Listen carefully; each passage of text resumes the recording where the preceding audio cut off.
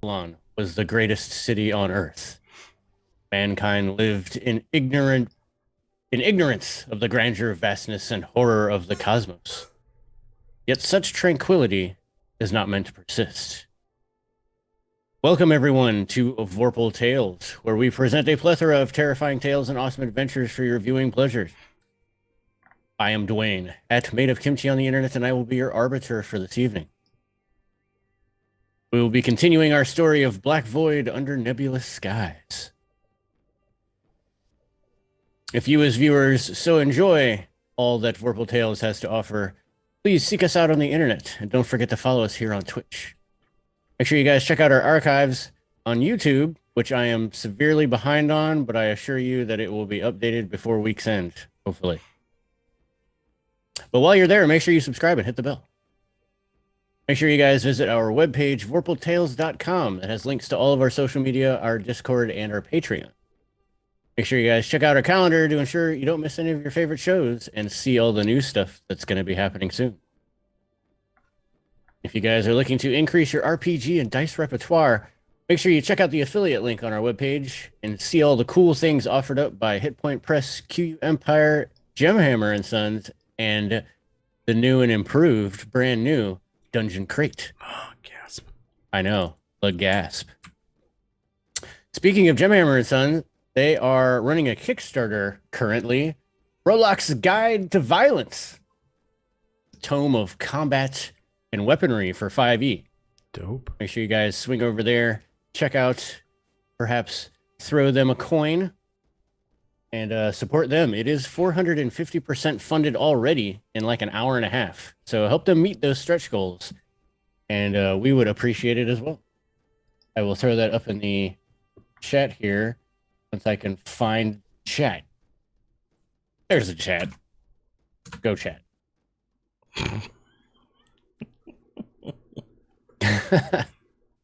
Our shout outs tonight go to Astral Tabletop for the virtual gaming space that we will be seeking all the answers of the Void in. Thank you to Modifius and Black Void Games for bringing the wonders of the Void to our table. Thank you goes to Lovey Rebellion, a non-profit group that powers marginalized groups through the arts. Please be sure to check out their website, loveyrebellion.org. As always, much love goes to our Patreons, from the Snicker Snacks to the Jabberwockies. You guys help keep this project moving forward, and we love you for it. And last, but oh so not least, thanks to all of our subscribers, our viewers, and our fans. Hearts. But with all that out of the way, let us now meet the players who will be facing the horrors of the Void. Travelers. Introduce yourself. Tell everyone where you can be found and who you will be playing this evening. Hello, I am Kisama. You can find me on Twitter at TrueKisama, and tonight I will be Omesh, the Mystic.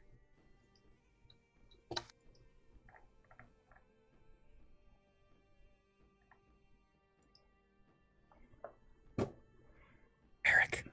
Oh no, Eric, you're muted. No. Oh shit, I'm muted. Sorry. I'm Eric at Modern Recluse Online, and tonight I will be reprising Ramiel, the Fallen Watcher. Hello, everyone. My name is Ray Alexa. I am at RHS Ray over on Twitter.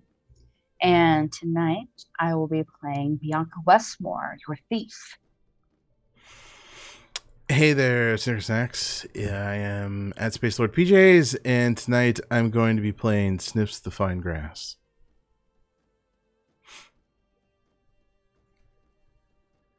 Oh, that's everybody. That is everybody. Wow. Our two remaining travelers will hopefully join us in the next episode. So don't worry, they'll be back. At least we think. Who knows? Better be. But where were we at in our story?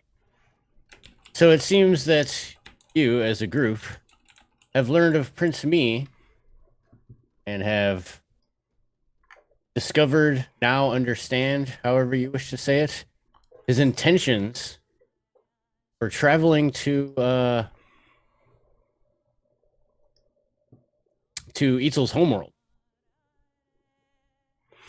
Is the prince's name Prince Me, as in look at me? No, it's No. me as in Miyh. Okay. Me. Yeah. Yeah. Yeah. Yeah. Okay. The is silent. Right. Yeah. You are not sure of his intentions, although you have a pretty good idea. But word has gotten around town, and the unknown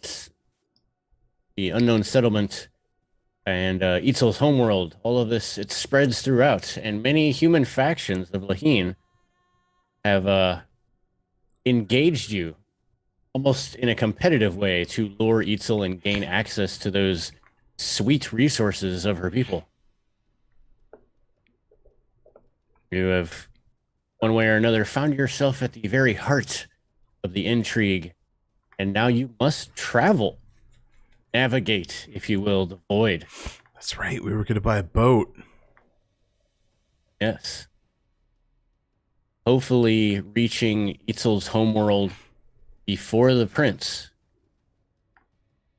However, if you remember from last episode, you don't actually know a direct path.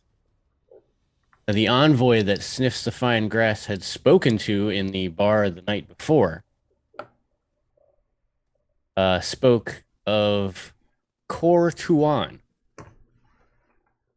the Ka'alum Federation world that the prince was traveling to first. Oh, so he wasn't going straight to the one world. No. Was making a pit stop. The envoy was unsure why, but as the prince is calculating and not without reason, the envoy believed that it was having to do with the envoys themselves.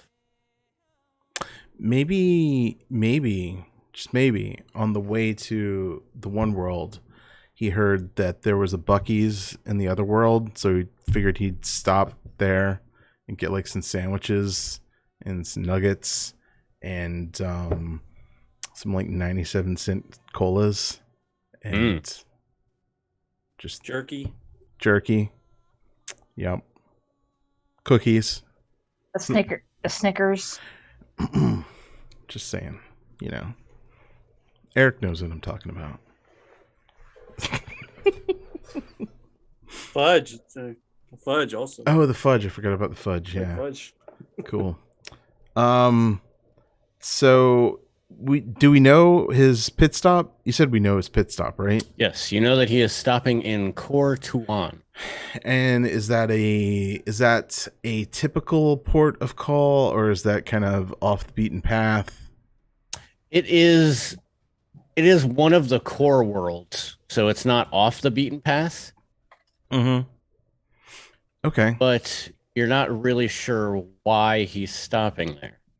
The envoy didn't know either. Mm-hmm. I think we should get our dope ass boat. And we should find out. Is anyone from a core world? Mine Earth, says I think, technically. mine only says that I am from a core world, not which. Then why don't you, Sniffs the Fine Grass, Mm-hmm. give me common lore? Ooh, I got that one. I got this one. This is intelligence? Yes. Oh, I got this one. Watch this. Dwayne, remind me, what's the difference between like a civilized world and a core world? 11. So a civilized world is mainly small settlements. You're not total savages. You're not living directly off the land. You have some type of enterprise, maybe trade, perhaps farming, maybe ore that you would trade with a core world to, get money. A core world is where most of the sentient beings that are known live.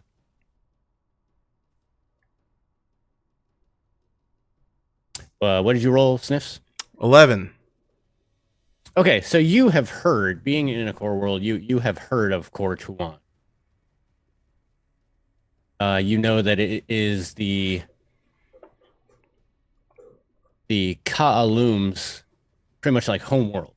Mm-hmm. And the Ka'alum are a interesting bird race. They do not Oh. fly, but they kind of look like storks with tails. Okay. And you know that they have it is their Federation planet. The world itself is dominated by very steep mountains, very rocky and rough terrain. It doesn't have a lot of flora or fauna, and little that it has is very unobtrusive and small and usually benign. Okay. Now, when the Ka'alum colonized this world, they introduced non-native plant life, agriculture, and other necessities that helped shape their major settlements because the environment was so rough. So they had to pretty much kind of terraform in a way Mm-hmm. to fit their purpose. There is a very significant and robust aquatic life sphere in the deep mountains, and it is a very dangerous place to go.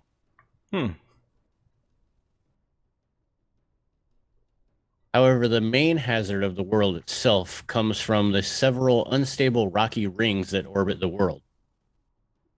And they create a dazzling display at dawn and dusk when you're on the ground due to the star's reflected light. However, meteor showers are very common. The fragments tend to burn up in the atmosphere and produce, very cool, multicolored flashes. But a lot of times, larger meteorites will crash to the ground with devastating effect. Mm-hmm. Which is why the Ka'alum tend to stay very closely. Their settlements tend to be very closely knit. They don't tend to spread out very much. It's more difficult to hit one small target than multiple targets. Got it. That is about all you know of that world. Since I'm assuming you've never been there. Let's say no. Okay, I'll share all this. Let everybody know. Is there a particular port of call there that's hey, everybody that comes here comes here? Yes, there is. The capital of Tuan. Tuan. Yes, the capital of Core Tuan is Tuan. Would you say that what happens in Tuan stays in Tuan? Very much so. Awesome. Yes. Nailed it. Cool. Sniffs will suggest that we stop in Tuan on Core Tuan. And go from there. See if we can't catch up with His Highness. If we weren't on a timetable, then Ramiel would object. But since we are, I'll just say, okay, sure. Let's go along with it. Now, if you all do remember, which you should, a multitude of petitioners had approached you at the end of last episode. This is true. And they had all given you different offers to help you along your travels. Some were very open about their intentions, others were not. They all gave you varying offers of different degrees. Would you like me to go over those again? Yes. Yes, please. So, one of the Beggar King's lackeys approached you and gave you, it was Chana who gave you the offer. The Beggar King wanted to outfit you with a Karib to transport you to whatever destination you were going to. However, Chana did state that the ship was not in their possession at the moment, and you did a little bit of speaky speak to get them to reveal why, and it's because they need to steal it. However, with the ship, they do promise a crew of 5 with a veteran Void Navigator. You will also be accompanied by Tao Pa and 4 of his men, and they will act as protection.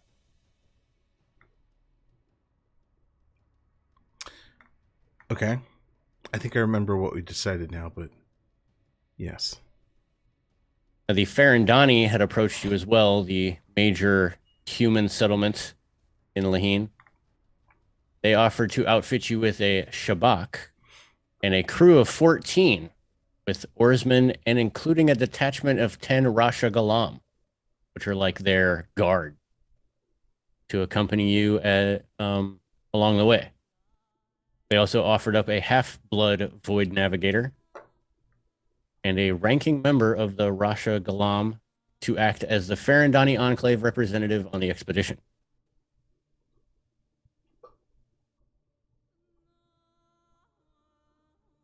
Another one was the Untainted, which are the purebloods. Now, they were very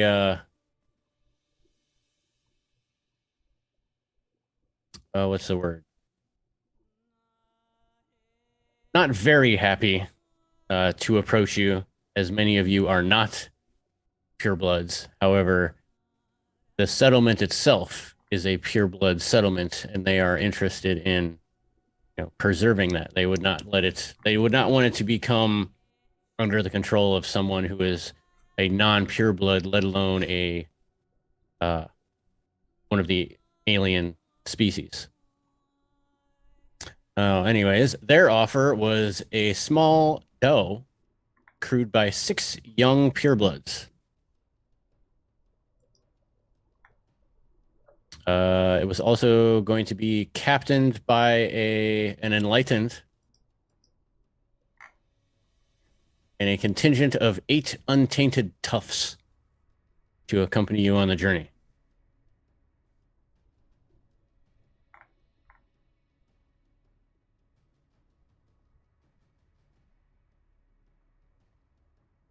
I recall we chose the combination of the two somehow. Yeah, we were Yes. going to get the frogs to give us Yes, the frogs. their boat. What was it? The Ord? I think that's what they're called. Word. Yes, Ord. the Ord. Ord's boat. Yeah, we're going to get the Ord's boat and get the Beggar King's crew and rock out. Can we do that? Yes, the Ord, when you had rescued him, he said that he would provide you anything that he could. And we did a little montage to where you went to the actual embassy where he is at and spoke with him. He offered you similar to another offer, which was, I do believe it was a Karib. No. It was a Shabak. Yes, he offered it. Yes, he offered a Shabak, but no crew, Shit, I realized what I just did. and it would be available immediately. Oh no! What did you do? I let Dad in and he just messed everything up. Oh no, Dad! Dad's here. Dad, no. Wait, Sorry. What's up, Dave? why did he mess it Hello. up? Oh, got it. Cool. Dad, we've missed Sorry. you. I thought you were never to be back when you left to get milk.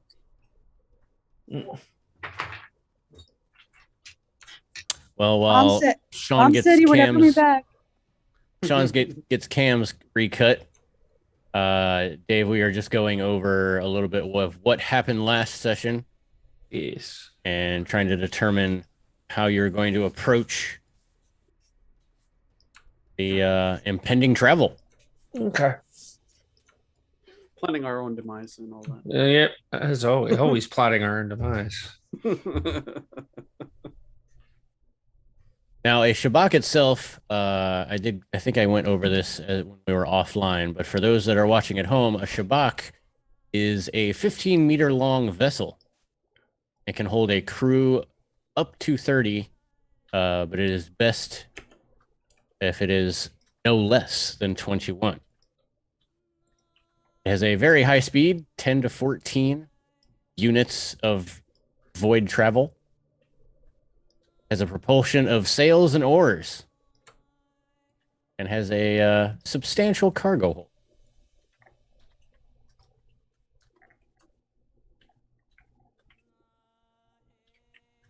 And the Ord were happy to give this to you. Not give, let you borrow it.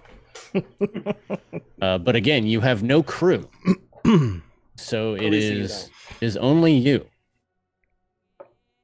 However, they did offer to lend you an Ord Void Traveler. Oh, we get a navigator? Yes, you do have a navigator. Thank goodness. Thank you. Yeah, thank the stars for that one.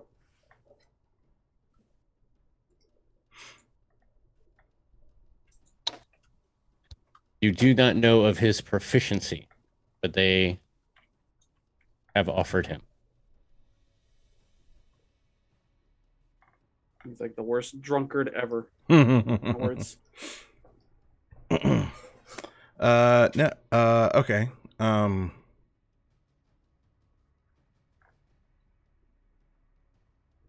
So, obviously, you're going to need some kind of crew. Yes. The question is, how many do you wish to find, and how are you going to get them? Oh, is the Beggar King just like, no, we can't. You can't use my crew if you don't use my boat? Is he taking his ball going home? In a way, yes. Oh, well, fuck I- Oh him. my gosh. I would be like, Okay, listen, glad like, we didn't take his boat. Right? like, listen, like, yeah. it's like, listen, dude, like, you have to steal your boat, but we come with one, so that just makes it easier. If he doesn't let us use the crew, that probably means he was setting us up with the stolen boat to begin with. I say we Probably. don't trust the Yeah. Beggar King at all. Yeah, fuck that guy. Yeah. He can eat pants.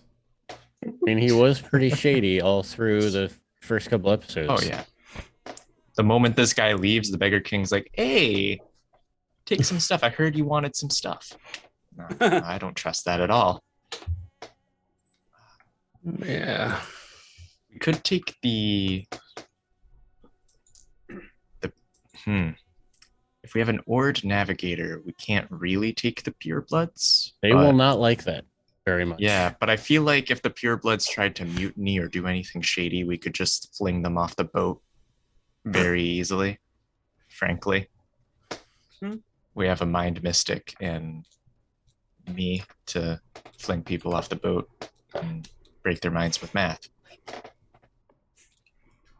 I'm assuming most of the purebloods don't have that ability. No, most of them do not. No. There are a few enlightened. I mean, their captain wasn't enlightened, so they do have some type of, esoteric power. Whether it is just being sensitive to the void or having some type of power, who knows? Mm.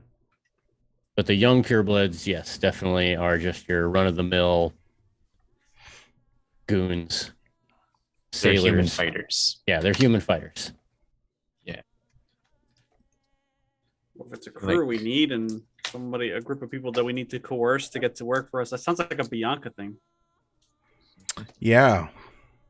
Wait, what does Bianca need to do? Coerce a group of people to work for us. Or next to nothing.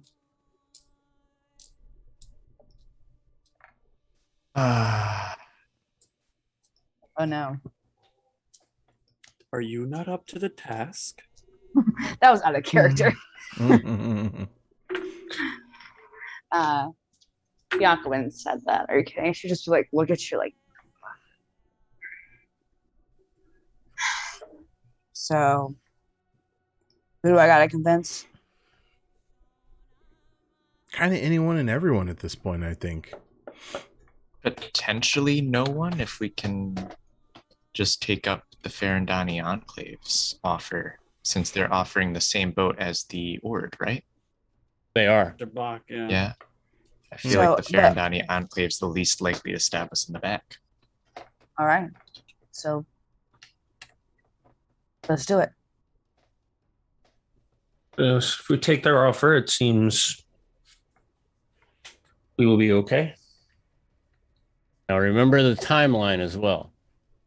Beggar King was going to take almost 6 days to steal the boat and all that stuff. The Untainted offer, they would be ready to travel in 1 to 2 days. Farandani, 2 days. The Ord was immediate. They are ready for departure. How quickly could the Farandani Enclave just get the crew ready if we can get the ship from the Ord? Right? I don't know. It's something you would need to ask them. Let's All right. ask. Should I go ask them?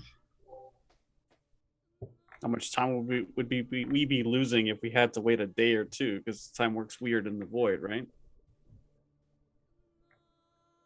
And we have like a year. Again, time works weird in the void. You don't know. Could be a year. It could be a month. It could be a couple hours. A decade. Good. It could be decades. Minutes. Seconds, even. Millennium.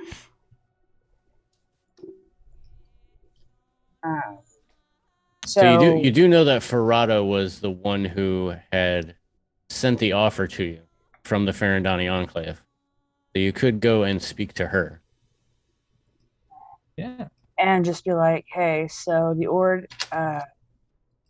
has a boat.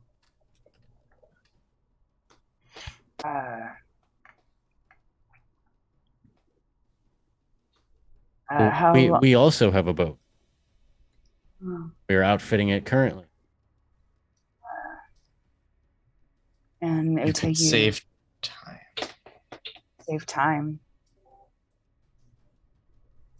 Our boat's ready now. If you just like to mobilize the crew.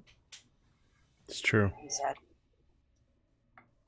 Oh, so their ship is ready to leave now. yes. Mm. But you wish for our crew to sail on their ship. Well, we're just trying to think of. Time is of the essence right now. There is a whole Was it- world full of people at risk here. We do not have time to spare. Please. Oh, I completely understand. This does not go over my head.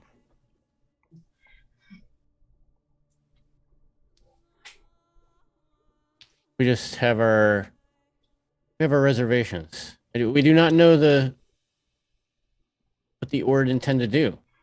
Do they have any representatives on their ship? Would you like There to will be ask one. them? And the Ord are not known for their cruelty or anything like that. Think of it like this. So you don't know them, they don't know you. You get together, you hang out on the boat, and then you go save a world. And then everybody comes back and like, oh, Fern and Donnie and Nord, they're ganging up together. They're pretty cool, you know. They saved the world together. Fame and fortune.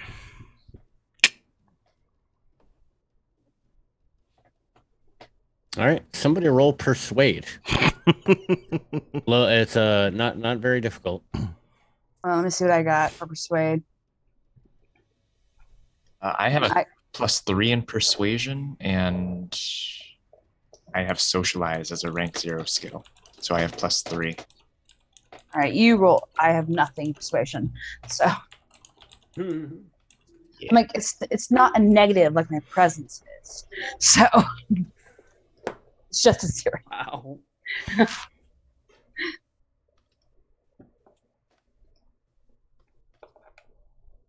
Yeah, but I got a 2 in presence, y'all. Roll that dice. What you get? Astral's made new dice.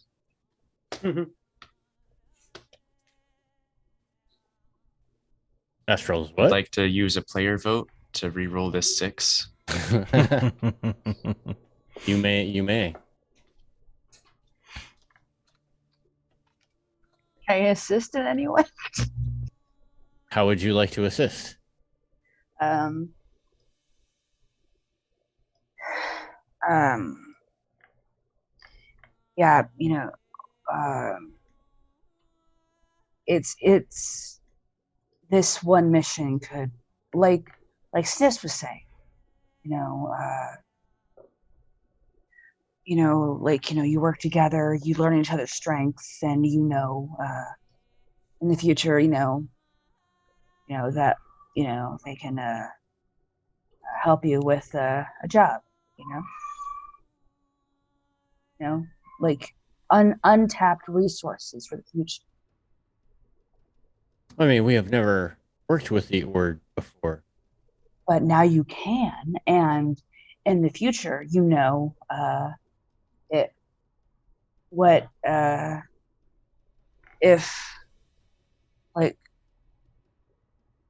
a task that needs to be done can be best carried out by an org. This is true. They do have control over the embassies. And work with them now, build a relationship.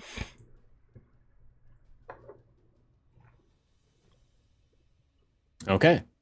Omesh may re-roll and add Bianca's persuasion. So what is Bianca's persuasion? I just told y'all I was 0 in it. You gain a 0.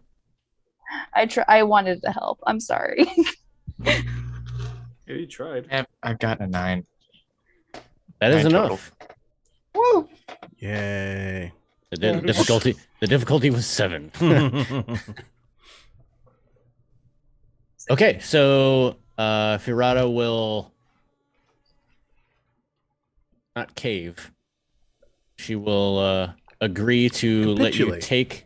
Yeah, she will agree to let you take the crew that she had offered,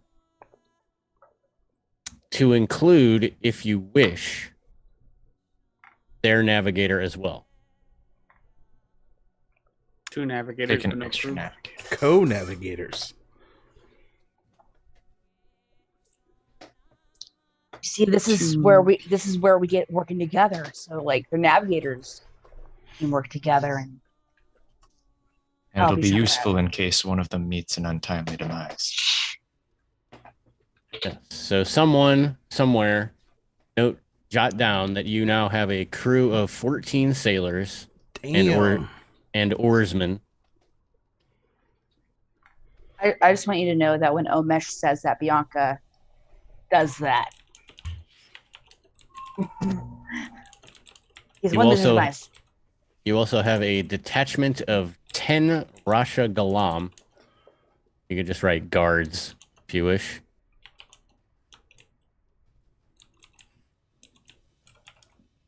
You have 1 half-blood Void Navigator that has Void-faring Tier.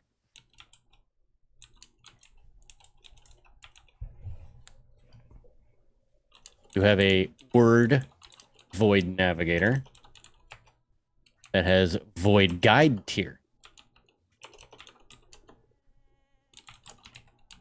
Strengths. You also have a ranking member of the Rasha Galam, kind of like a captain. Cool.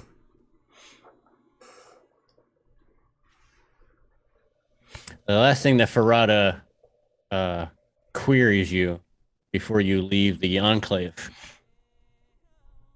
Will you be making any other preparations before your departure? Is there anything that we could Just- also assist with, since you are leaving with such haste? Nothing that requires your assistance on my end, but I do not speak for my companions here.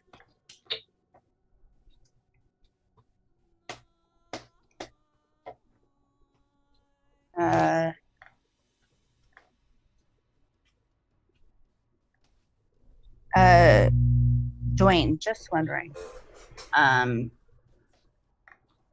Did you and me ever settle on what race Kai was?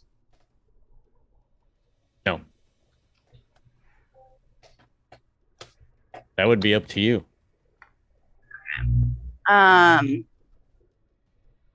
What were those guys that were with Omi? Was that what his name was? The big guards that what race were those guys? Rasha Oh, Galan? the Talath? Glass. Big dragonborn looking guys? Yeah, that's what I'm thinking of.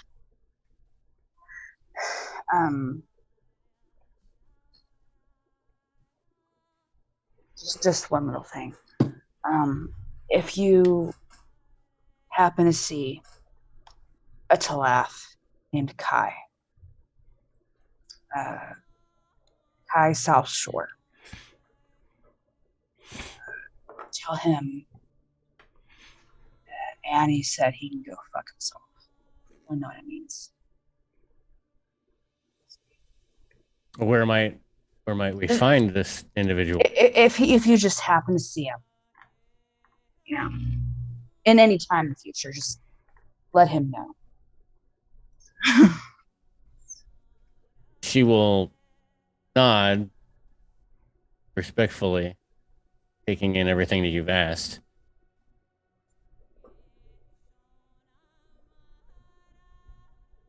As you are leaving the Enclave,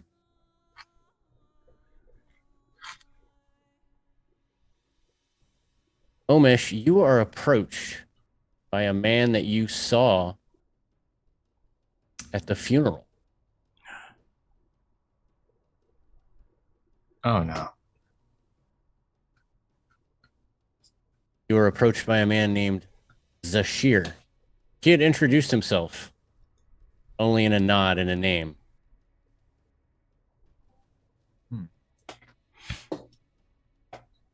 He approaches you, Omesh, and says, "Ah, I've been trying to catch up with you for quite some time.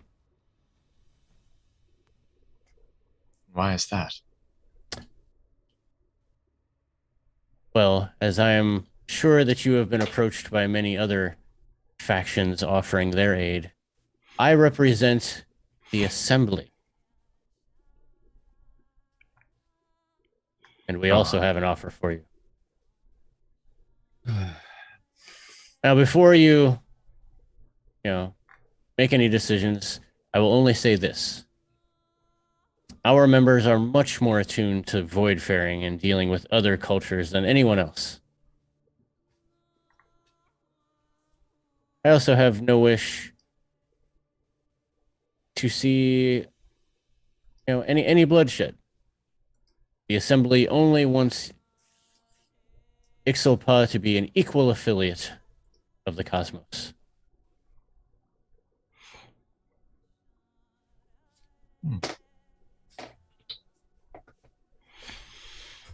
Now, Omesh, you know Zashir is a mystic, just by the way that he dresses. My void senses tingle in Yes, his presence. very much.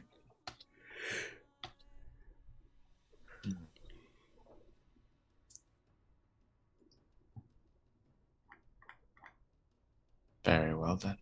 What say you? Well, I'm certainly open to speaking, but I need to hear something more of an offer than you will assist us. Well, the Assembly can offer you a caravan of Typar and Akopi with a cadre of void marked and mystics to expedite your journey. And I must tell you that the caravan will be much quicker than outfitting a void vessel.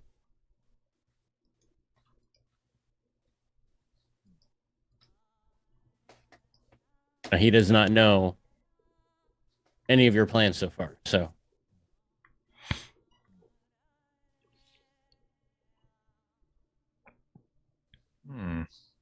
You know this man, Omesh?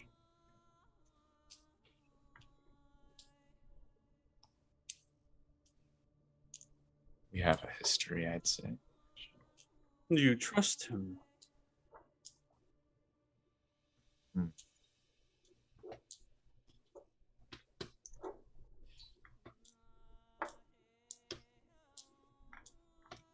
One bit.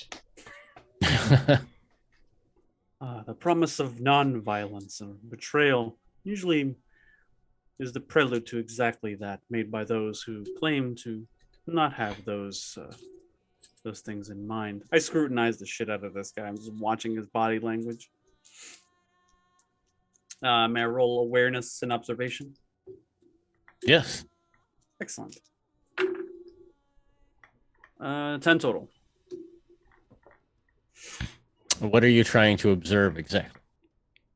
Like when he's talking about, oh yeah, we don't want to cause any trouble, or we just want to help you. Like I just want to see if he's doing anything with his hands or anything with his body language to indicate to me that, oh, I've seen a million liars like this before. Oh no, he doesn't seem to have any type of like tick or tell that you can see. He speaks very slow, very calmly.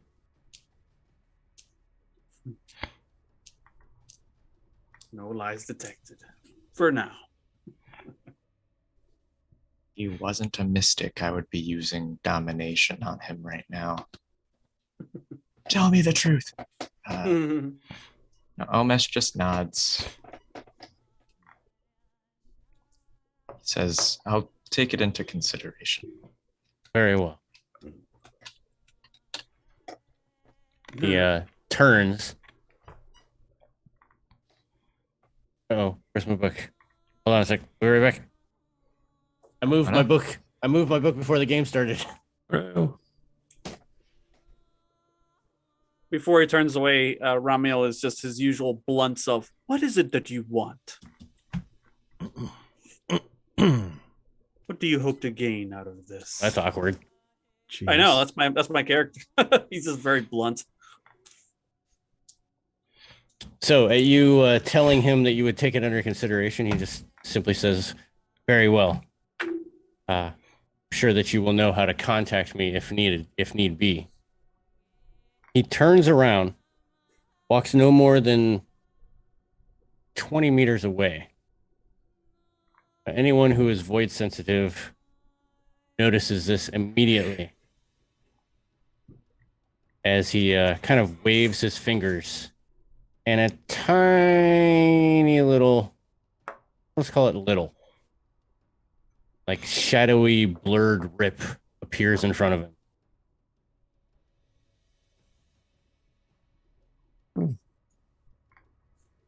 Cliff, can you roll me a D12, please? Yeah, sorry, I gotta change that. Yeah. Oh, yeah. I don't know why I said Cliff. Oops. Reggie, my bad. I have a 9. A 9. Now roll me a D6. 4. So within like 3 meters of him, all of a sudden the rocks that are on the ground, it's like the gravity changes and everything starts to float. He steps through this little perforation. You see him disappear immediately. As soon as he's gone, this tear closes up behind him. And then the rocks fall to the ground with great thud. Some of them even indenting with like great force into the ground. Interesting.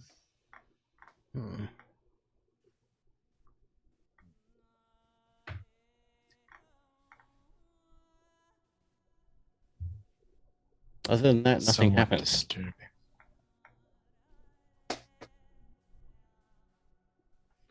Omesh walks a little bit closer to where he disappeared from, the mystic, and just looks, trying to figure out what this is. Trying to figure out how to recreate the void sphere mysticism. Just still eludes him. Can't figure it out. You still feel like the lingering effects of the void as it opens.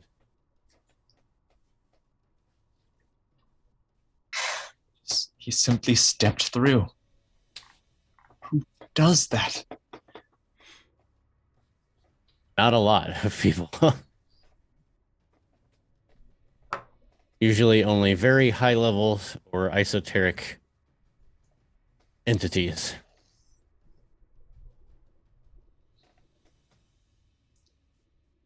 Yeah. Wow.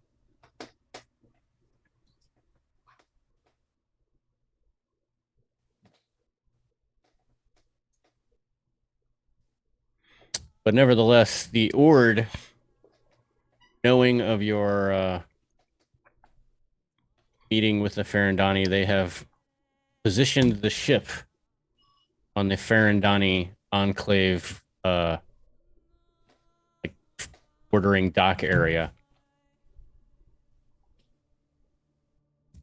As you make your way down to the wharf, you see that there is the contingent of all of the Farandani guards, the Rasha Galam, the extra void navigator.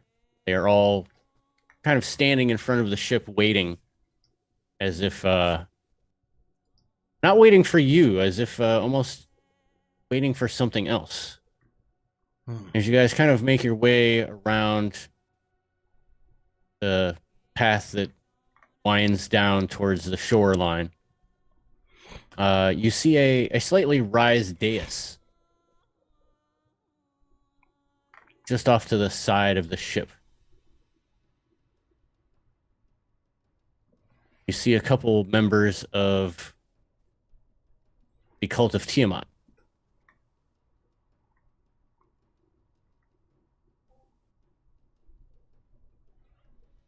You see the different cult members pulling up the equivalent of cattle, lambs, onto this raised dais. It's like all of the crew members are just stand there in awe as everyone is gathered around. A few other enclave members come down from the enclave itself and gather around this ritual, which seems to be about to commence. As the sun starts to set and twilight has fallen, the platform is amazingly lit by flickering flames of torches as a giant Marud ox is brought up hastily to the center dais.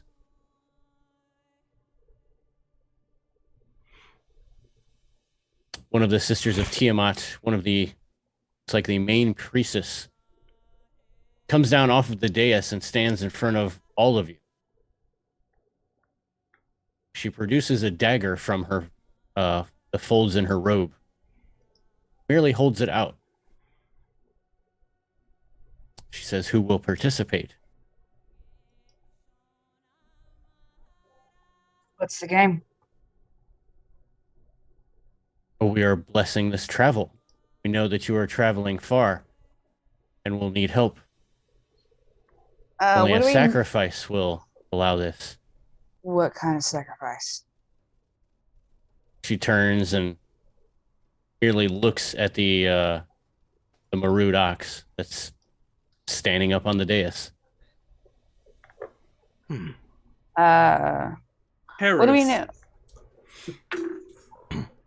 What do we know about the Cult of Tiamat? Seems like The Cult of steak's going to be Tiamat having you. is located in the Farandani Enclave. And they are, for lack of a better term, they are a good cult. They do practice bloodletting, blood sacrificing, mainly to give boons, to either travelers, the enclave itself. They perform weddings, burials.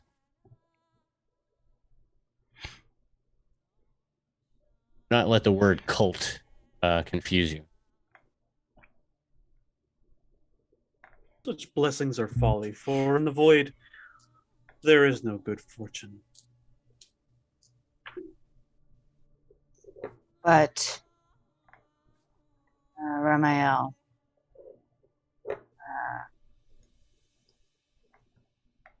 one must remember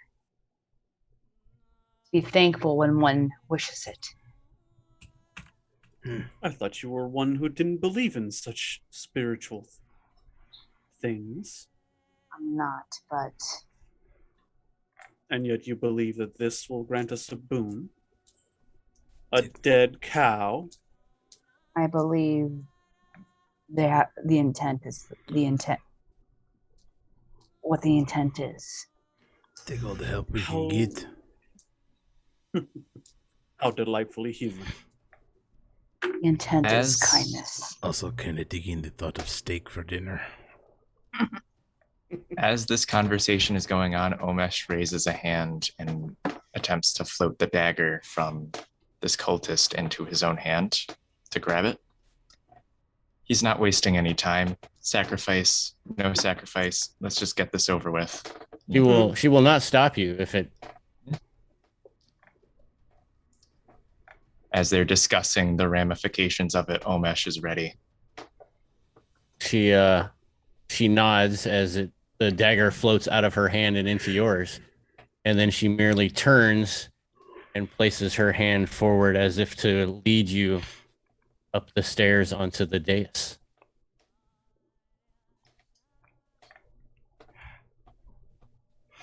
And Omesh walks on up, yeah. And there you find yourself solo on a raised dais with an ox staring at you with those, cold eyes. Everyone standing around it, flickering of the light hitting their faces. You see all of them. You see that they're very anxious, almost awaiting what you will do. And one of the sisters of Tiamat walks up behind you, merely waiting. And Omesh, who has no knowledge of rituals, goes to gleefully carve up this living ox. In the most bloody display this party or this whole area has ever seen. As you begin and get the first couple of stabs in, the priestess realizes that you have no idea what you're doing and steps in, not to stop you. Oh, is this like a ghost moment where like he's behind him and like slicing and just She merely places her hand on the hand that you are wielding the dagger with. totally a ghost moment? Cool. It's a ghost moment. It's almost a ghost moment, and you feel a sense of control come over you, almost soothing, when she touches your hand, and she slowly shows you how to carve humanely. As the blood pours down onto the dais, and the ox gives its last breath, she takes a bowl and gathers some of the still flowing blood. She turns to you, Omesh, and almost fingers like a quill smears the warm, sticky blood on your forehead in a strange pattern that you are not familiar with.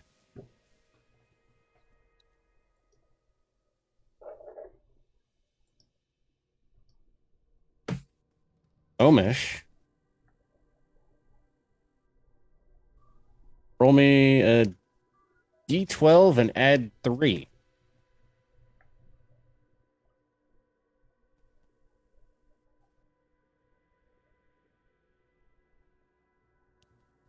D12, you said? A d12 and add 3. That's a 15. Do I roll the d12 again since I rolled a 12? No, you don't need to. It only goes to 15 is the boss. Okay, roll me a d6. That's a 4. So as this symbol begins to like dry and almost solidify on your forehead, you feel yourself like you feel better. You feel empowered. You feel like as someone has touched you and has given you some type of. It almost feels divine.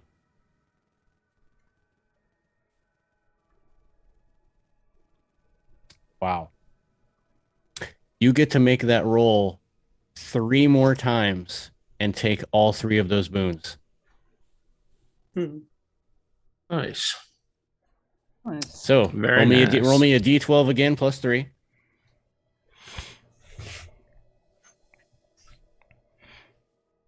I was not expecting to be rewarded for ox murder. You rolled like the mean- best. We're all rewarded when a butcher butchers a cow, so why not, right? Yeah. So first roll, that's a 9. A 9. All right. Roll me a d6.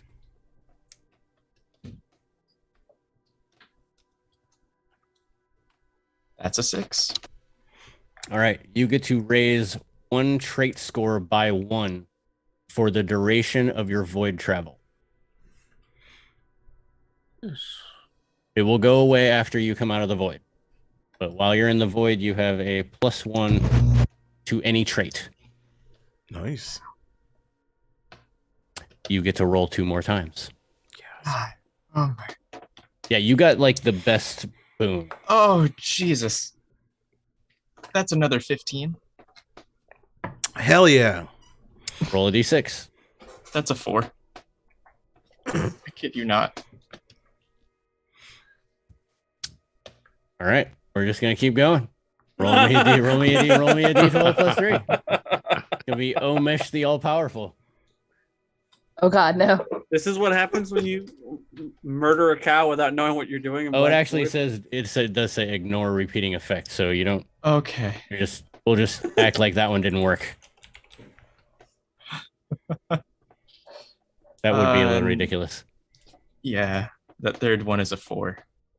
4. Roll me a d6. Also a 4.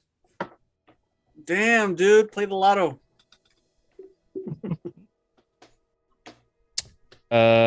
So you automatically have 1 reroll. Nice. And you have 1 more boon. D12 plus 3.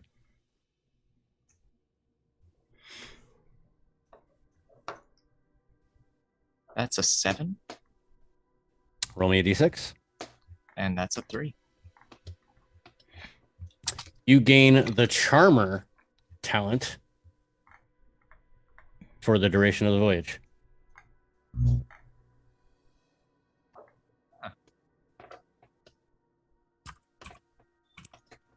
Wow.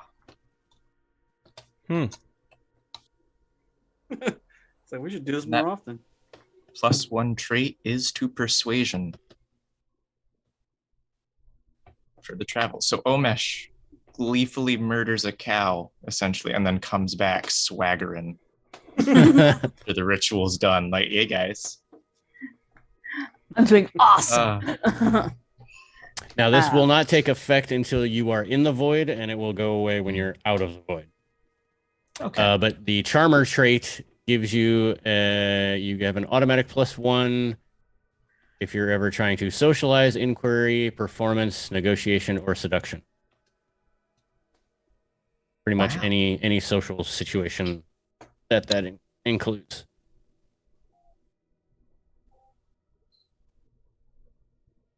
So you are very sociable for the entire travel, pretty much.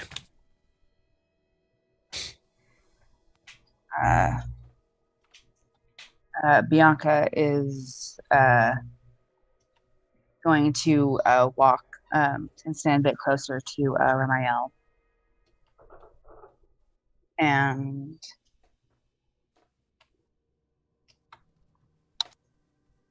like out of character, I feel like Ramael would have heard of the group. You know, with like him being like millennia old and like a watcher. Mhm. You know, I feel like, like baselines, like he heard he just thought it was a story, but like just like, out of character. Have you heard of the group Busula?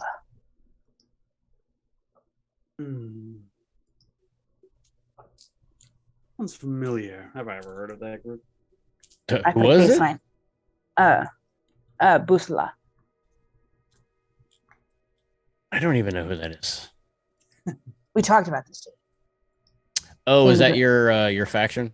Yeah. You can roll. That was on a Savage World, correct?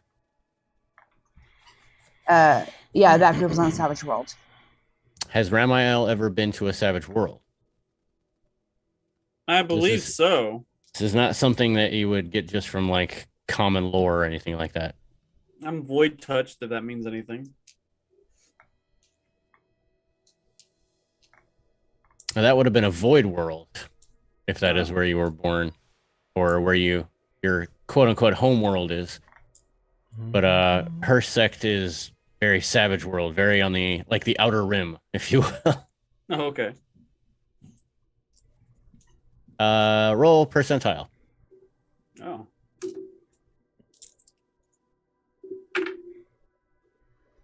$86. You have heard of them. What have I heard of them? That will be up to Ray to tell. Ah. You would pretty much know anything that a normal Savage Worlder would know. Okay, yeah. I was thinking like like Ramael being like millennia old would probably know this. So what Ramael would know is that Busla is this criminal organization that will typically either kidnap or purchase children under a certain age.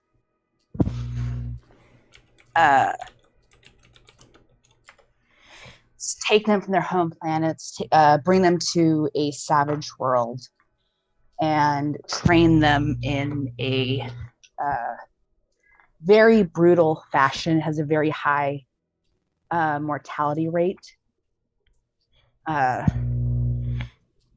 And they train you with criminal skills. You know, Bianca has been trained to be a thief.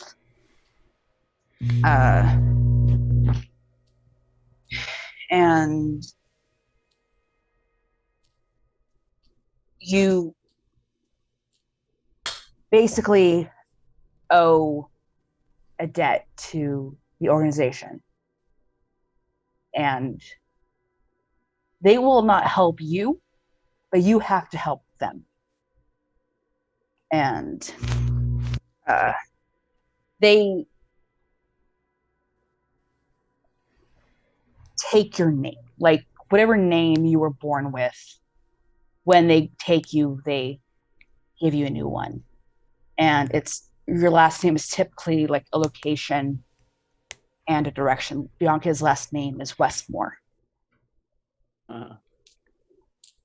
And Bianca is in her early 20s, which is a pretty damn good survival rate, you know, as far as, you know, the life expectancy.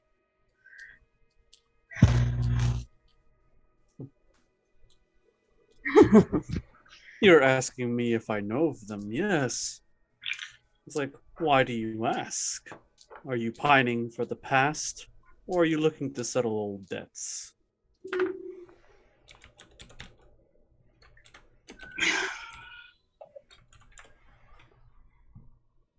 Well, I don't know if you can settle those debts. Love to, though. But I know pipe dreams when I see it. Indeed, I've heard of such groups as this. They train you at a young age to steal, commit robbery, murder, even. It depends on what they decide you're good for. What did they decide you were good for exactly? I'm a master thief. Is that what they told you, or is that what you told yourself? I've never been caught. So then you are either lucky or you are good.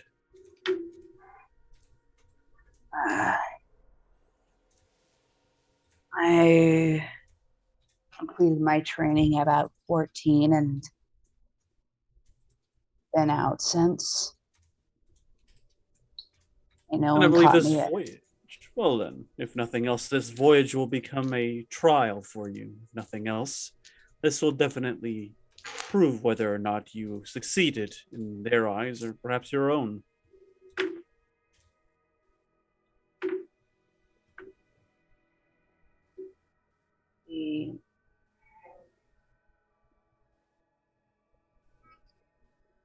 They do train priests there.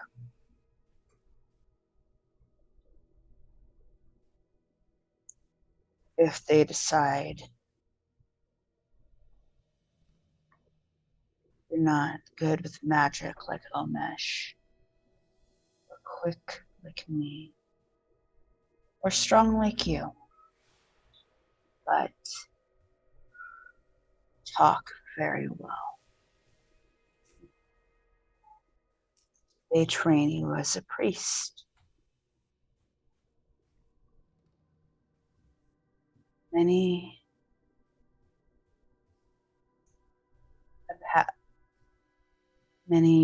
religious leaders are there just to collect money. That is my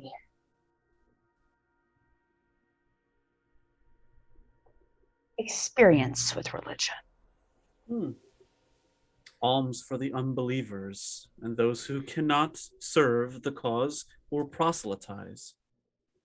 Fascinating.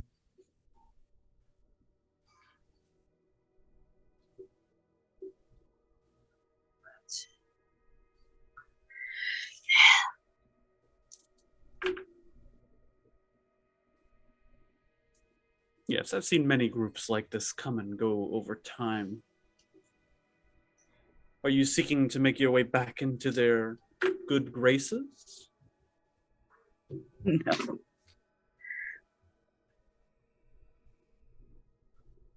But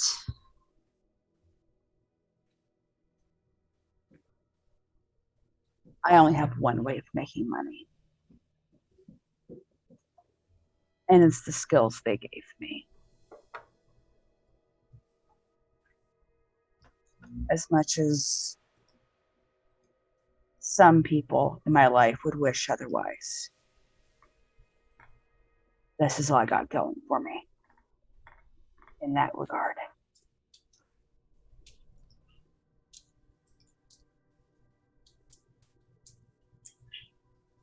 We've all made our choices, and now we're going to see if they will bear fruit.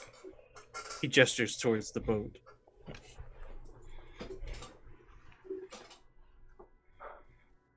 As your guys' conversation continues, the ritual comes to an end with the priestess of Tiamat saying a few words, praying good travels, safe travels, and in hopes that you return with all of your body parts and brethren intact. Having said that, everyone starts to disperse, going back into their homes, with the exception of the crew that stand at the ready, awaiting their orders.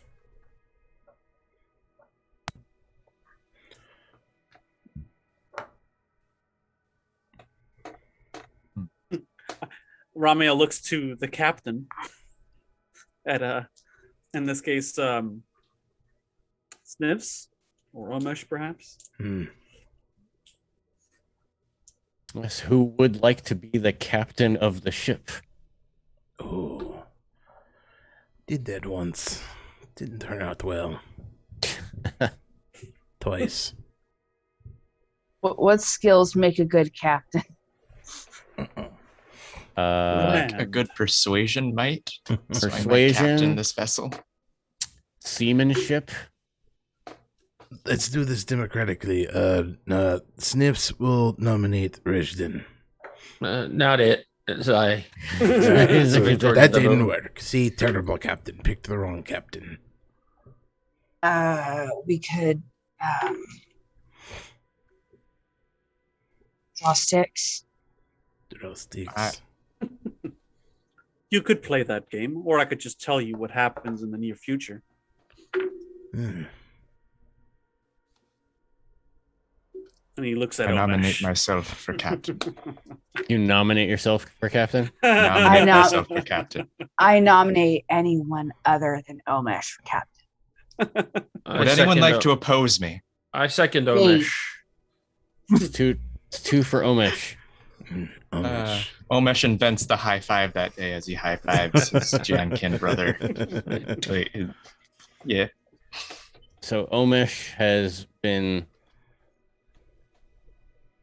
named captain, and the captain of the Rasha Galam looks at you, says, "Your orders, captain." But he only had two votes. Omesh gestures at his pile of stuff that he wishes to bring on the boat, including, but not necessarily limited to, a vicious wolf-like animal and a beaked snake, And a beaked along snake. with a beak boa to be exact. Your random animals you had hanging out. My random animals I got at character creation all those weeks ago. Nice. A guardian Adarur. I hope I pronounced that right. Goodness gracious. A morid oxen for riding, and a pet beak boa. What's your pet beak boa's name? I didn't name them yet. Except for the oxen, which I named Jahan. For giggles. You on can my see own the behalf. sadness in Jahan's eyes as you just probably murdered one of its brethren. Yeah. Damn. It knows. You killed its Omesh brother. gives this look of like, you're next. Just watch it. Oh, Bianca goes over and pets it. It's like, I'll check the boat, make sure we have enough supplies, or what I think might be enough supplies. Supplies would be good. So you go down into the hold. Mm-hmm. You don't see anything. The Ord provided you with a ship and a navigator and nothing more. Those tricksy frogs. all right, so I come back up, Captain. Hmm. Your ship is short. All the supplies we're probably going to need for this journey. Let me take a look. Omesh goes to take a look.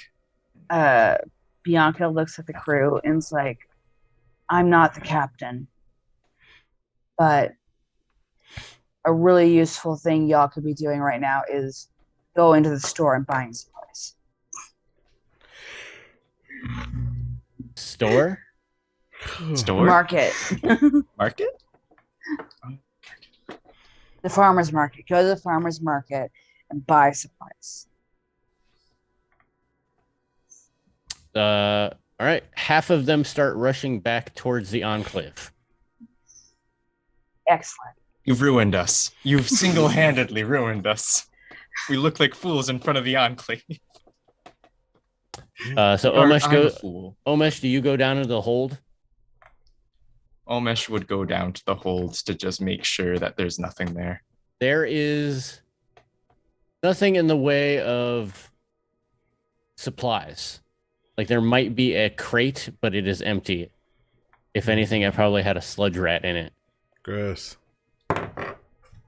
However, as you're surveying the room, or not the room, but the hold itself, you see an individual sitting in the far corner. Throw away, kill it. Oh, sorry. And it seeing you, stands up and starts walking towards you and stops right in front of you for a very split second. And because it's very dark in the hold, it takes you a second to adjust and see the features of this person who is in fact wearing a wicker basket on their head. They just stand there and gauge you. Omesh would take 3 seconds to attempt to create a small fire on his fingertip, just to better illuminate the room. You see that this individual is wearing a very, very dark green robe. You do not see hands or feet. You cannot see their facial features as they are covered by this wicker basket helmet. And you see a number of wooden tags hanging from their neck. Can I read any of these tags?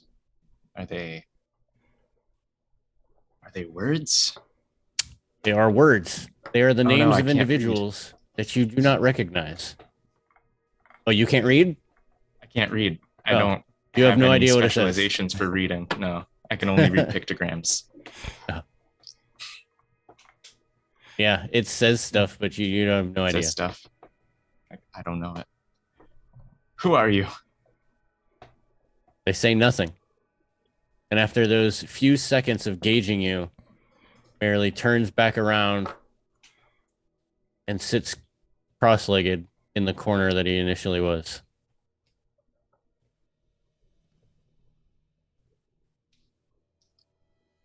This is his house. This is his world. We're all just living in it. You're the intruder, not him. Omesh would sort of stick his head out of the hold, like go up, and just inform one of the guardsmen of the location of his parlor. And he says, there's enough funding there. Ask around. People there will know what you will need. They'll handle it, I'm sure. And Omesh just pins it off on someone at his parlor who will have no idea what he's talking about. That's fine. Omesh will handle that later. Then goes back down to the hold to try and interrogate this stranger in his ship. His ship. You're visiting him. His What? ship. Question: is it unusual for people to be able to read, It's or is it the norm? not unusual, but there are many people who can't. Okay. There's a language of pictograms, sort of like to get basic concepts across, and then there's actual words.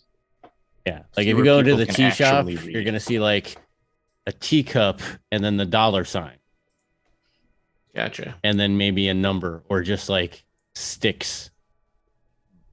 Tallies. $2 signs. But if you actually wanted to read the menu, you would need the ability to read. So that would be a skill that you would have to have. The Yes. specialization of a Yeah, language of a skill. language. Okay. So yeah, I guess I can't read either. Interesting. Some people, there is a flaw where you're just illiterate totally. Gotcha. You have no idea Completely what unable. completely unable to do anything as far as written. Cool. Omesh goes over to the wicker basket person, sits down, and says, "Who are you?" Answer me. Says nothing. Can't Good tell if swagger, come he's can't tell if he's staring at you or not because of the basket. You see no eyes, no mouth.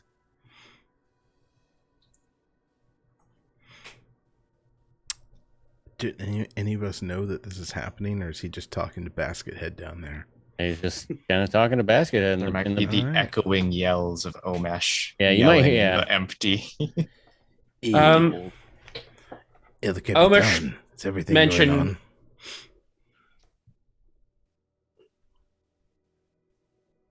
was that Omesh mentioned? What? Oh, Omesh mentioned his parlor and supplies or funding to get supplies.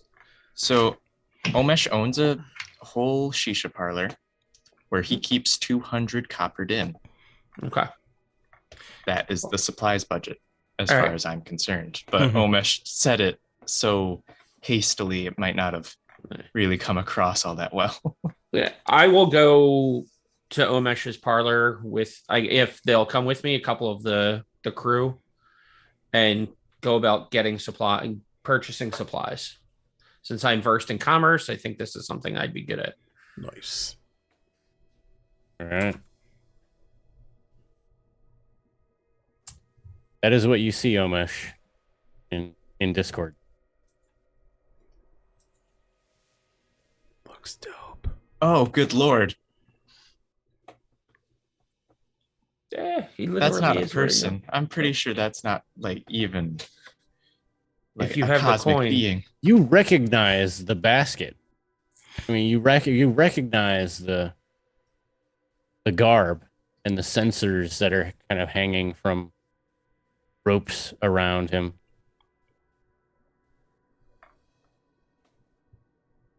The question is, does Key remember? This is one of the priests, isn't it? It is. And Omesh has a phobia of that. Oh boy. So Omesh realizes it. Gets up hastily. And is contemplating setting fire to this man. Not on the boat. At Omesh's realization of recognizing this person, that mark that you were given begins to burn. Ooh. Hmm.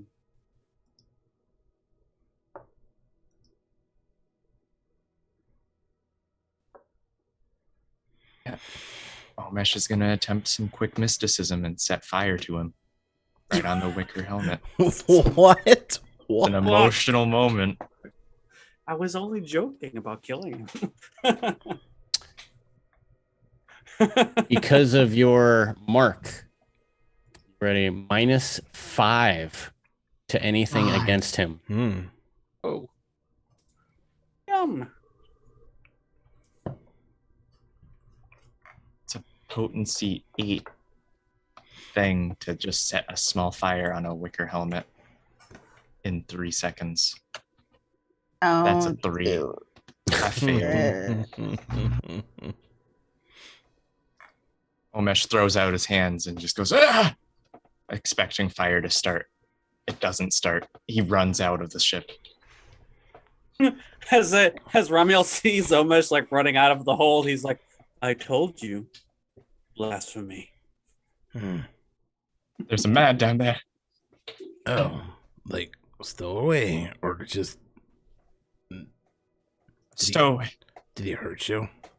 He knows a stowaway who was already there. He was not supposed to be here. Kind of I know. looks down in there.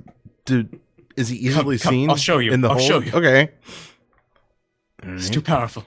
So you follow I'm sorry, Omesh stop. down, and you do indeed see this wicker basket-headed individual just sitting in the far corner of the hold. Hello. Hi, wicker person.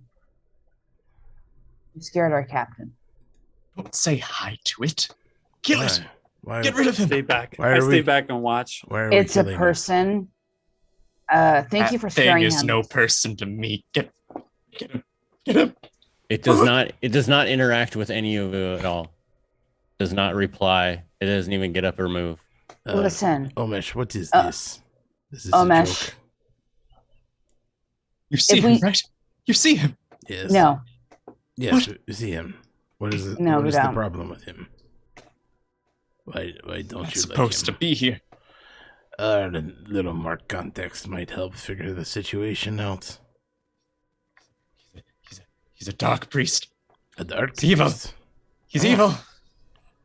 Oh, He left this mark on me. Oh, did he? No, you did that to yourself. You got all of you have The never sheer really amount of noticed it gaslighting. before. All of you have never really noticed it before, as it's kind of like the scar itself is almost healed in a way. Mm-hmm. But in the presence of this individual, you do see a strange, like, mark on the forehead of Omesh, almost glowing, like a very almost dying ember. Interesting. So, what's with you and the dark priest? Like, does he hurt you at night under your bed or something? What? No. Okay. Well then, what's Right there. Why is he here? Hello. That's a good question. Please kill him. No, I'm not the one. It doesn't matter. Whatever it is, it's not good. So, Probably seeking to corrupt something. is it? Okay, this is weird. All right. Are you a native of Laheen, Sniffs? I know I keep asking this because I forget. I have no like discernible background, but sure. What's your home world? No. Core? Core. You're just a core world, right? Just core Okay. world. Yeah. So not a native. It's just a wanderer. Is anyone who is with Omesh and Sniffs a native Other than Omesh. other than Omesh? Unclear. Unclear. Instructions unclear. Okay. So When I for build I'm border world. Sorry, I see it on my sheet here.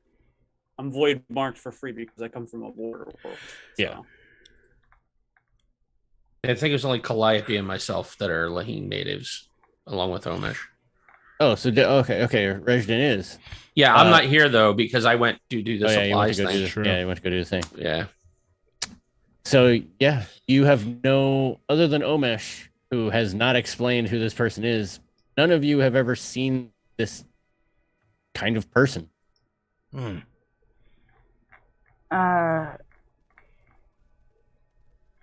Weird dude with a basket on your head.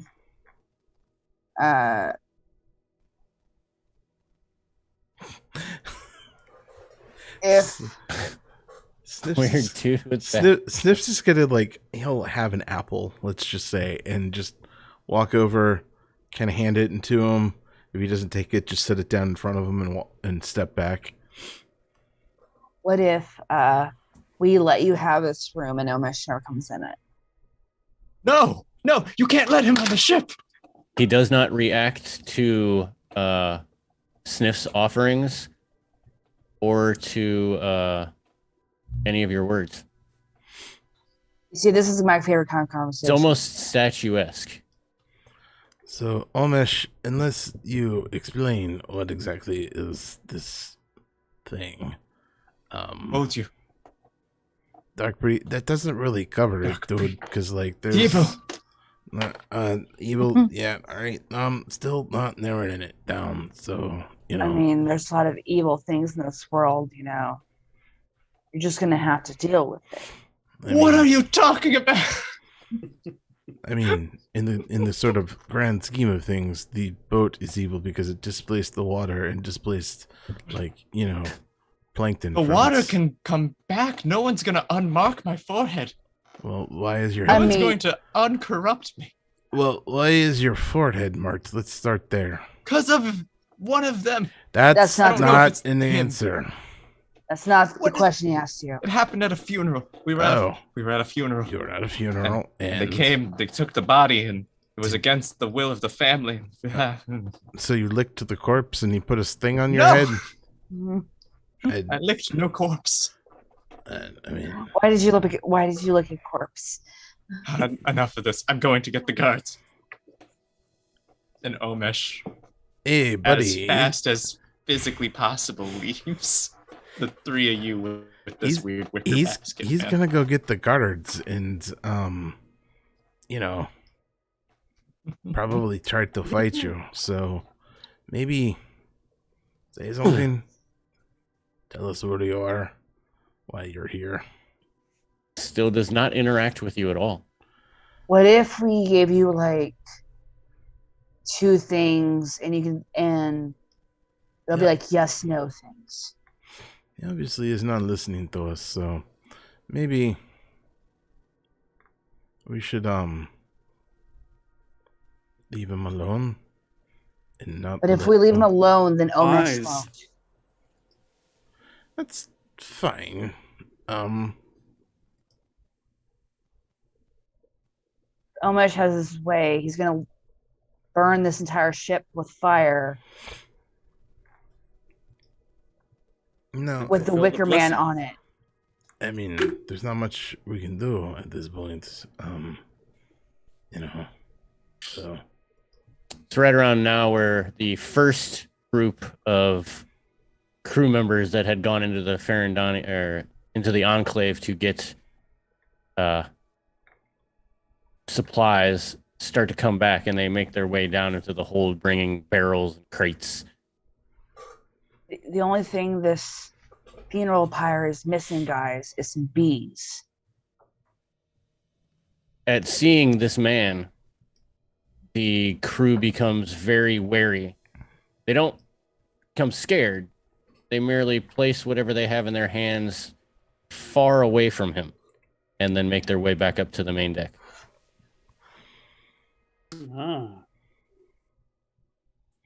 Wise to be cautious around ones like this. why is it we're the only ones that don't seem to know anything about this thing? If you want to try and explore your mindscape, it's going to be occult lore. Oh, Because you're not natives, it's going to be difficulty 12. difficulty 12. Oh, wow. I got 12 exactly. Oh. You have occult lore? No, but I rolled high enough with everything. Can you take your -3? Yep. All right. So you know this individual as the Ragged Catharsis. Catharsis. Da-da-da. They are a group of priests that take bodies of the deceased back to their little church, if you want to call it that, and dispose of them in the way that one would if they were still on Earth. No one likes them, but no one dares interfere with them. So They are known to be very powerful mystics, although they don't do it for, they don't use their powers for gain or anything like that. There are whispers that sometimes they perform unknown rituals on the dead or dying. Okay.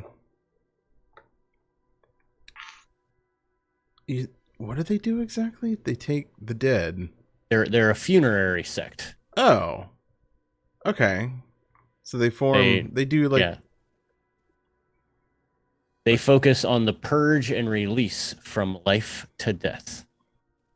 Okay. That is their tenets. So they're like undertakers, sort of. Yeah, they're creepy undertakers. Oh. Dope. Well, see if any of us die. Well, then, he's there to take care of things. Or if any of our enemies fall, then then we got You, Now you have heard. This is very hearsay. You're not sure. It's unconfirmed by the people that you have talked to. Maybe Omesh may be able to shed some light on it, but it is said that they can mark a person for imminent death. Look at Omish's head. Look at the dude. Just like, oh, all makes sense now. Bianca's just like, rip.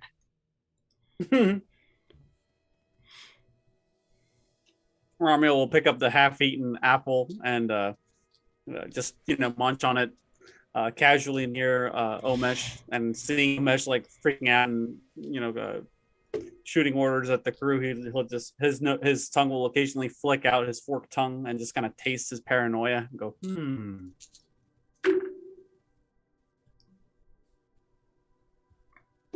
It is potent. But with the crew returning with many a goods, they are stocking up. The Rasha Galam guards have made their way to the main deck, and also the Ord Void Navigator is speaking with the Farandani Void Navigator, trying to decide what is the best current to take. Since they actually don't know where they're going. You haven't actually told them yet. Right. But before we set sail into the cosmos, we're going to take a quick break. What? Because we are at our halfway point. Gasp. What did I just click? Go away. I have no idea. Go away. I hope it was something good, though. No, I don't know what time I have because my computer's dying. 9:44. Oh, there we go. Yeah, that's not what my computer says. 9:44. So we'll be back in 10 minutes. 10 minutes. Don't All go right. away. See what happens.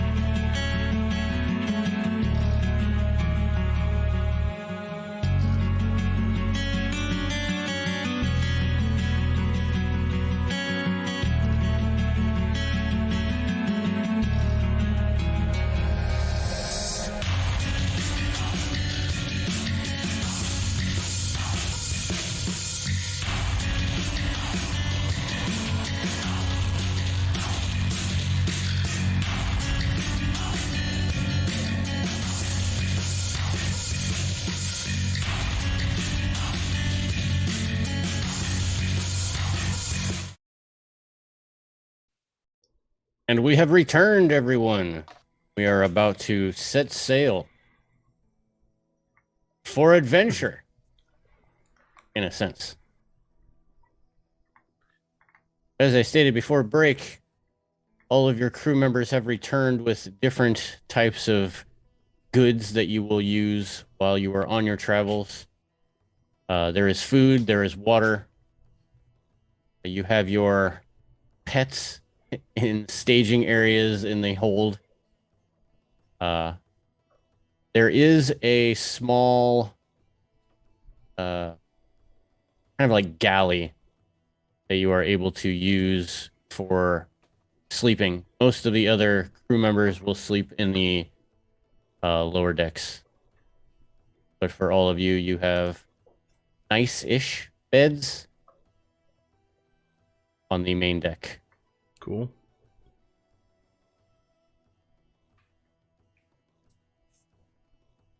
So as you approach, or as all of you come up to the main deck, again, you see the two navigators talking to each other. They seem to have a friendly rapport, speaking of different travels that they have been on. And kind of look at all of you expectantly when the Ord speaks up and says, "So where's our destination?" I looked to the Everyone captain. looks at Omesh. Everyone looks at Omesh. He forgot the name of the place we were going. Tijuana. Yes, we are but headed. On Void Buc-ee's. Tijuana. I'm not that far off. Yes, you are heading to Kor Tuan. Nailed it. Yeah. And Omesh informs the navigators of this. The Ord looks at you. Kor Tuan. I have been there. I know of at least one current that will get us along speedily. The human navigator kind of looks down sad, as it seems that he has not been there before. So does not know any specific currents that you could take to move along more speedily and safely.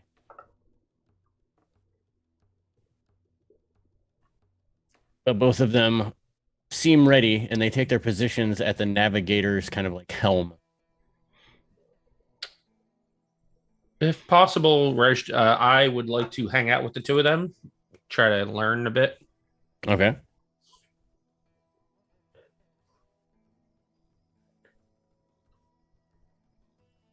So, with everything in order, at your behest, the crew will begin to set the sails. And you pull out from the port, the Farandani Enclave. Now, all of you would know, whether you're a native or not, you have been in Laheen long enough to know that there is a giant void rift that many ships use that is out in the middle of the river that is in between the Farandani Enclave and the main city. It is large enough for very large galleons to pass through. And the ship begins to set sail in that direction, because that is the only known entry point into the void, as far as these two navigators know. Cool.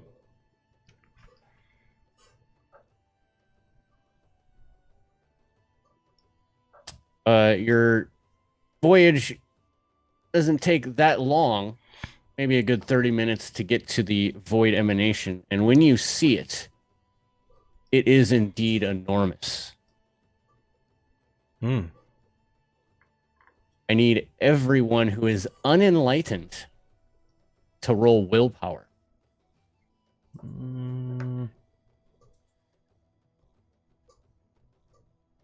What makes you enlightened? On your sheet, it should say enlightened and a number, or a dot, a number of dots. No, I don't have that. You are unenlightened, my friend. Just a straight roll?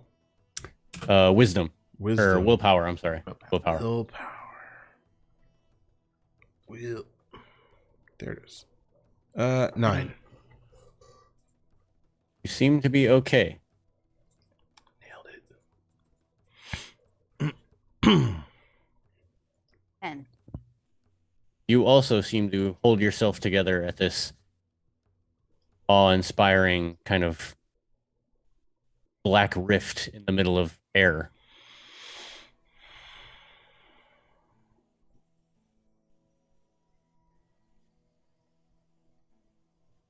You begin to get closer. You see that it is almost like a tear in reality, with dully gleaming black vortexes kind of lashing out at its edges.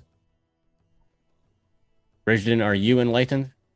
That's what I'm trying to figure out, because I have 2 things like I have Void Acuity and Void Float. I think that's because I'm Jankin, but it doesn't necessarily say that you're enlightened. If you That's have those, enlightenment. yeah, that's enlightenment. Okay, then I'm enlightened. Okay. We started with 2 ranks of it. Yeah, a lot of void marked tend to start with at least 1 rank. So all of you seem to hold yourself together, even though this may be the first time that you have been this close to a void tear of this magnitude. As you get within about 100 meters of the tear, you notice that from the shore far off to the north, you see a very small, almost like skip vehicle, or not vehicle, ship. Very small boat. You see a very young human boy desperately rowing towards you.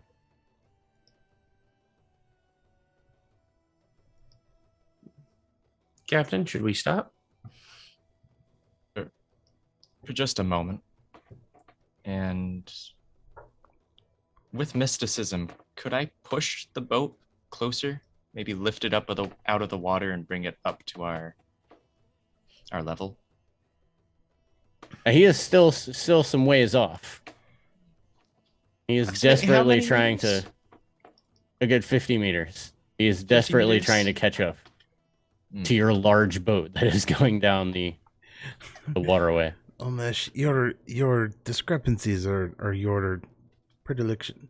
Anyway, you're weird, man. Like dude in the hole with the wicker on his head. Whoa, watch out for that.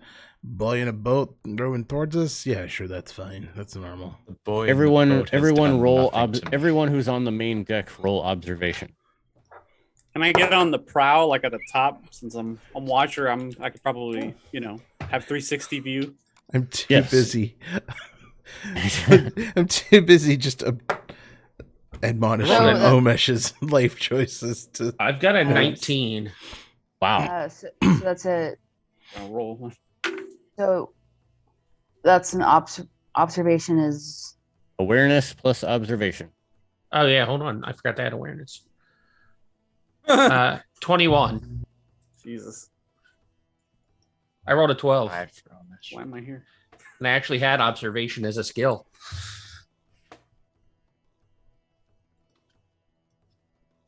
16. All right, so all of you notice that as this small vessel kind of peers around a land, a little land mark, kind of like a peninsula. That's a word. You see another larger vessel that seems to be chasing this young lad. And with your rolls, you were able to notice that these are indeed Laheen Guard. As the boy is screaming, "Wait, wait!" You can just make it out the cries of him screaming. His pursuers begin to open fire with arrows, trying to stop this young lad from reaching your large vessel.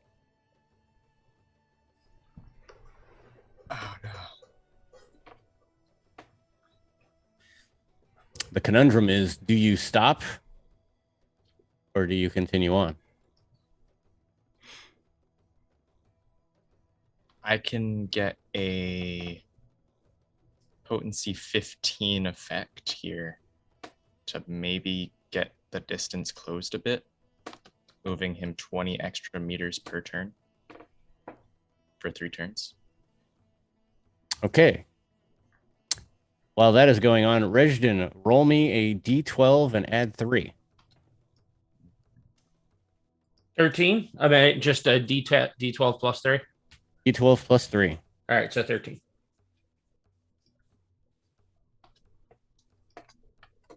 So as you continually move closer, and Omesh is thinking of helping this child, Rejdin, roll me a d6. 4. From the tear itself, it seems that ghostly entities of pure noise shriek impossibly through the air. You hear all of your names being called in different tongues, different tones. These entities seem invisible yet clearly distinguishable. And that utter paradoxical nature of their very existence sends all of you into slight fear. I need everyone to roll willpower. Difficulty 10. Yeah.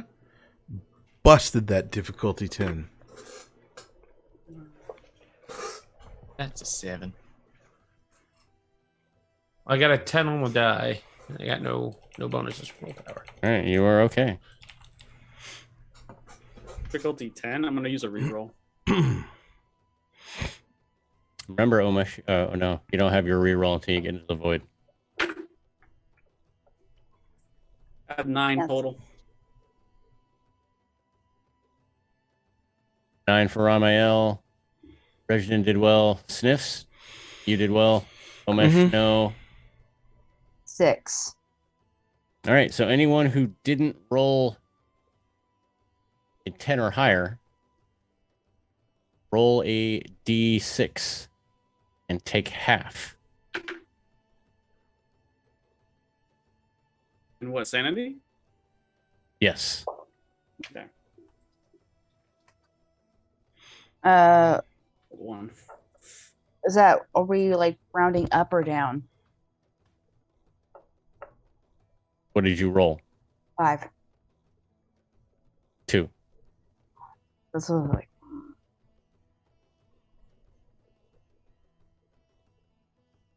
2 damage to my sanity. The prow of the ship begins to enter the distortion. The child continues to scream, "Wait, wait, wait." How far away is the child? As the boat? It has gotten closer because you've had to slow down. Like, it's almost as if when you are entering this rift, it's kind of like you're piercing a membrane. So the ship has slowed dramatically. Okay. Just waiting if I have time to go get them and come back.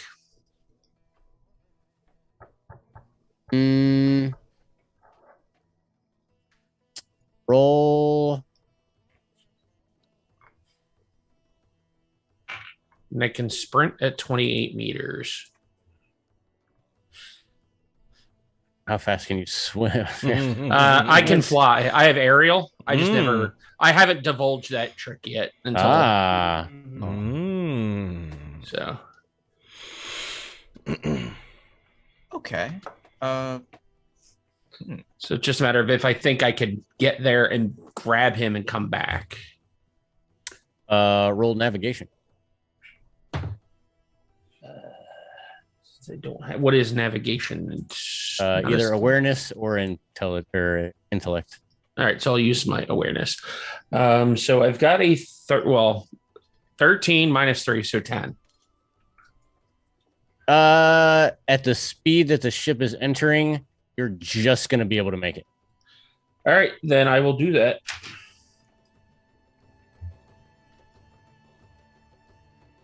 I just kind of leap off the side of the ship. So you leap off the side of the ship. As you make it to this child's vessel, what's your defense value?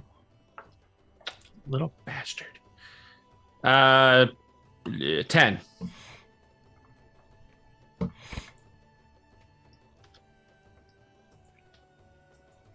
You are struck by 2 arrows Ow. in this like arc hail. You do manage to grab the boy. Okay. However, you take 5 damage. They're all piercing. So armor doesn't matter? Armor does not matter. Okay. Mm. So I'll take 5 damage. All right. Ow. But you are able to scoop the boy up. Are there any shields that are available on the deck of the ship, like big shields? There are no large shields. However, some of the Rasha Galam do have small little bucklers. I need a large shield. Is there anything that we can use that I could use as a makeshift shield, so I can maybe like fly out and take some of the arrows for our genie friend here? For Rejdon. There are some planks in the hold to be used as for repairs. I'm thinking if maybe I can lash some of them together quickly. 'Cause I'm pretty strong. I have a 7 strength, so I could probably just like lift it and just like use it as a big shield and kind of an umbrella Rejdon and the boy on their way back. Because he took some fire getting there. He's definitely going to take some fire getting back. Now, I can heal the boy and Rejdon, but I cannot heal those planks. Those planks are a very precious commodity here. I'm sorry. That's my stance on it. We leave the planks. We can heal the boy. You can mend flesh, but you can't mend wood? Is wood just not another living thing that is now able This wood is dead. This wood is dead. They're not yet. I can heal them. Okay, Ramael, roll survival. I just picture intellect. Is that wisdom? Oh, it's intellect. Rejdon gets back but dies as he hits the deck. Well, I can't heal that now. Oh. He is not mostly dead. He is dead. This is a travesty. I have an 11 and no modifier, and I do not have the skill, so that's 8. 8, yeah. That is still enough. So you are able to lash together planks to make a makeshift, almost like tower shield. Excellent. I'm like, your concerns are duty noted, Captain. Now I need you to roll strength. Okay, I'm good at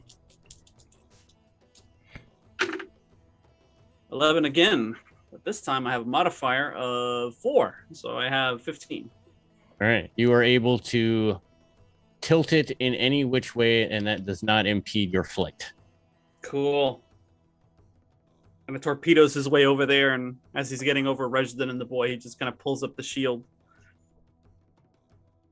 Move faster, perhaps, Master Rejdon.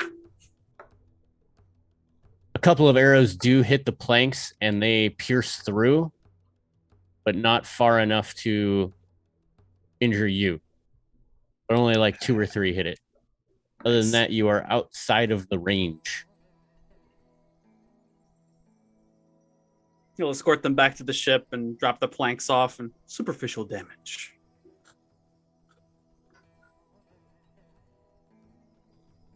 Some of the Rasha Galam come over and pick up the arrows, pull them out of the planks, place them in their own quivers. Those planks, they're ruined. They won't be able to hold back any water. The planks are battered. They may still have some function. but who knows? But as all of you return to the deck with buoy in hand, the ship itself begins to make its final push into the perforation. And as all of you enter the blackness, you are immediately overwhelmed in an inexplicable and immense sense of insignificance, as the void is void. You are surrounded and penetrated by an all-encompassing metaphysical darkness. After what could be an instant or an entire lifetime, your senses and very beings adjust, and you begin to feel yourself once again. Oh, just like home. I hate that. Now, some things to know about the void. The void is darkness. So unless you can see in the dark,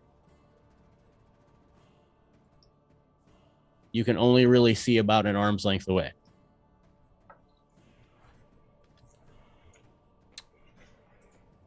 However, If there's no This is- light sources. there are some. Well, I mean, like if I had a torch, can I see further?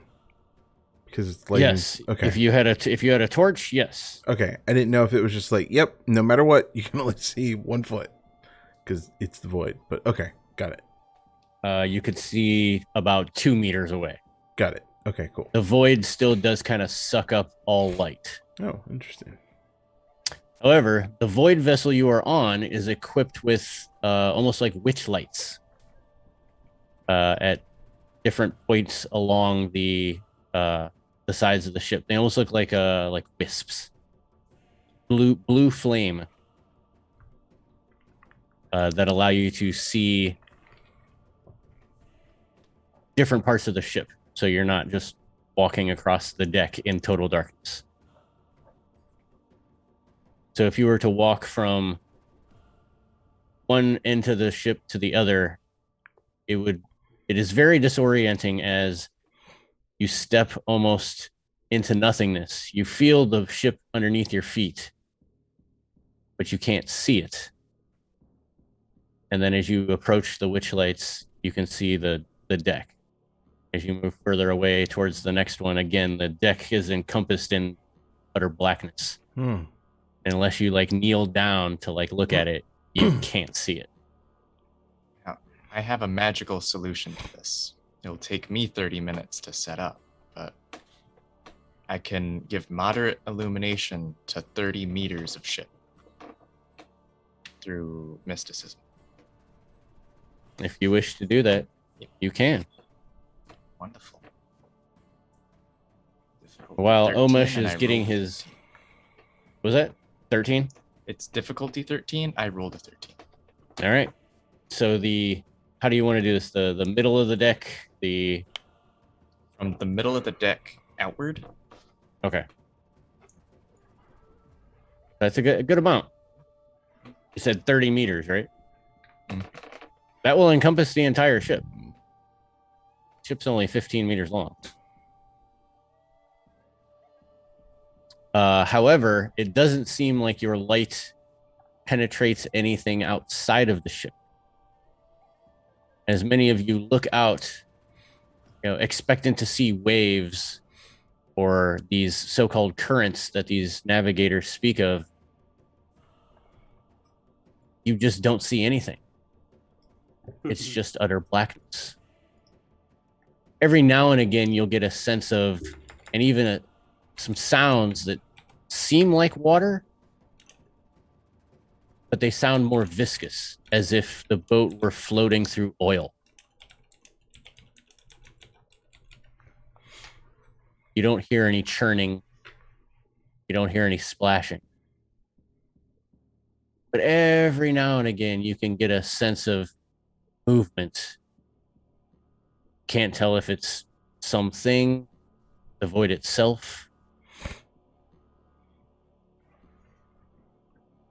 However, the two navigators seem fairly confident in the current that they have chosen. Who would like to roll for the Navigator? What do you need to roll for the Navigator? The Navigator is going to be rolling a d12, and because this is a current that he he knows, plus you participated in the ritual, it's going to be a +2.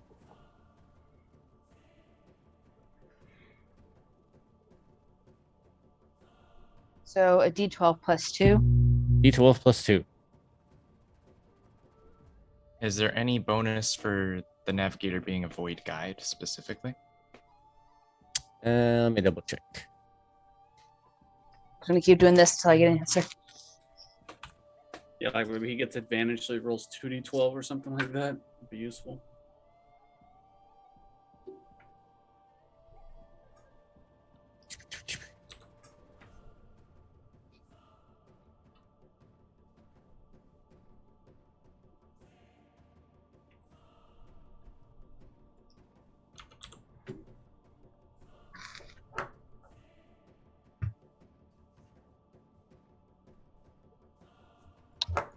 Yes, so it'll be a +5 total. Okay.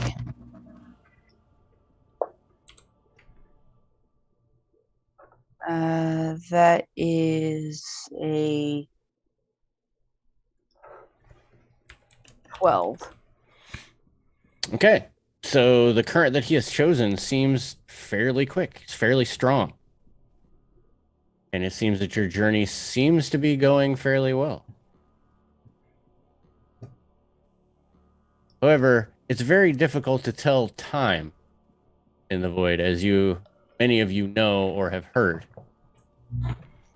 However, an interesting trinket that the Ord himself has brought onto the ship is a giant kind of hourglass, a sand hourglass. And as soon as he entered the void, he tipped it over.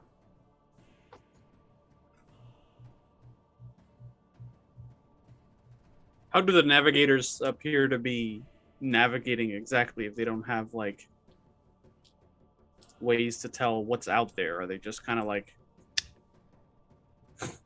using a map? So you would know there are no maps. Mhm. Void navigators are enlightened beings, very highly enlightened. They are enlightenment level 4 for the guide. For the human, I have to double check his. So they're sort of naturally in tuned to the Yeah, they can coming feel. human. Yeah, it's like if Intuitive you get and nothing the else. old fisherman out on the sea. He's like, oh yes, I know this current. Yeah, Okay, got it. but they can feel the void move, and they move the ship along with it. Okay, excellent.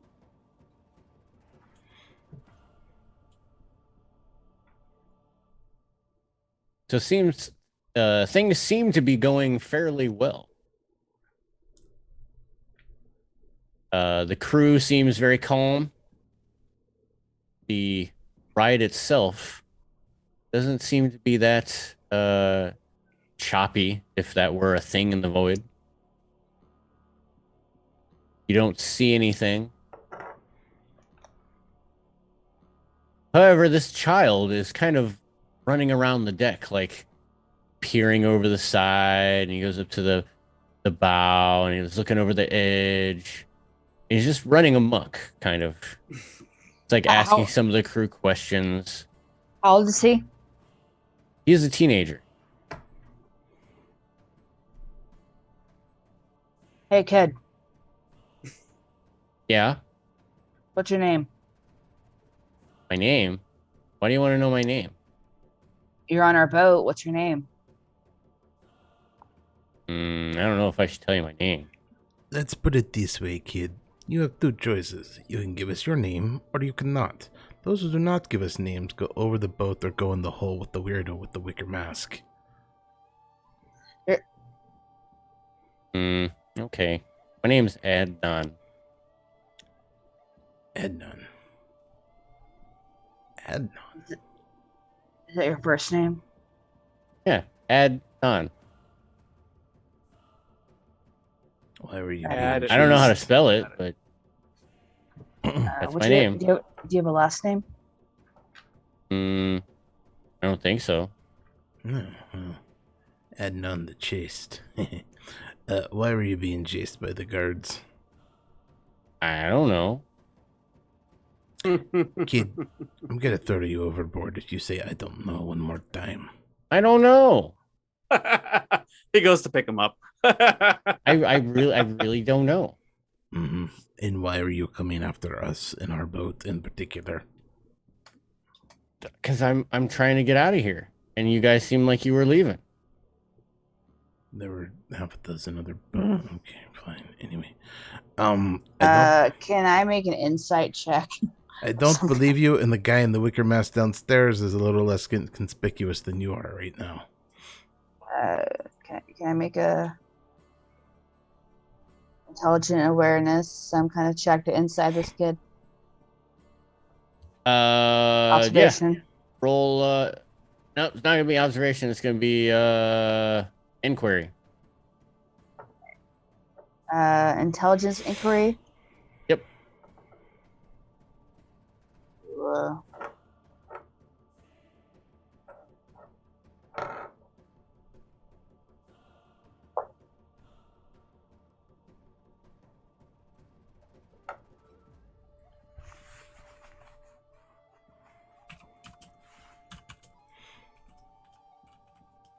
uh, 15. He is being earnest. How did you get here? That guy over there picked me up, and I came on the boat. No, I meant here.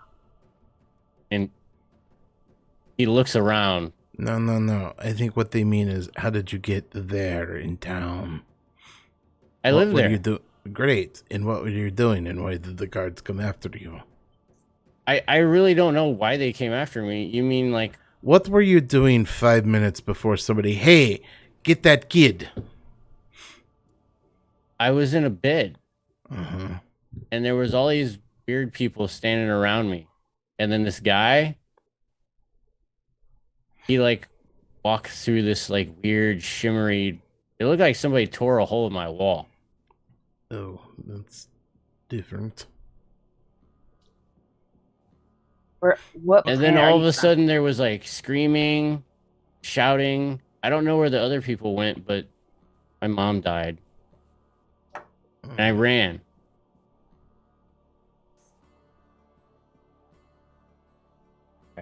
What color were that man's clothes? The one who came through the hole. Hey, you know exactly what color the clothes were. Oh my! Omesh doesn't know, but Key knows. Oh no!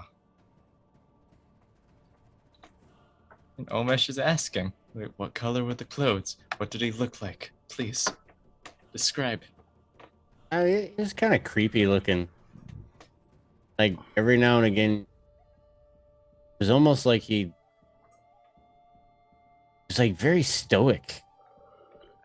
And there was other people there. One of them had wings, a bunch of eyes. I don't remember a whole lot. I think my mom drugged me. Why would your mom Wings, you said?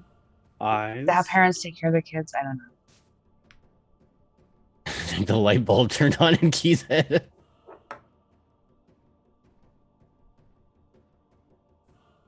Like I, I w- Kisama, have half a mind to throw this kid over the ship, just knowing what might happen here. I think I was sick.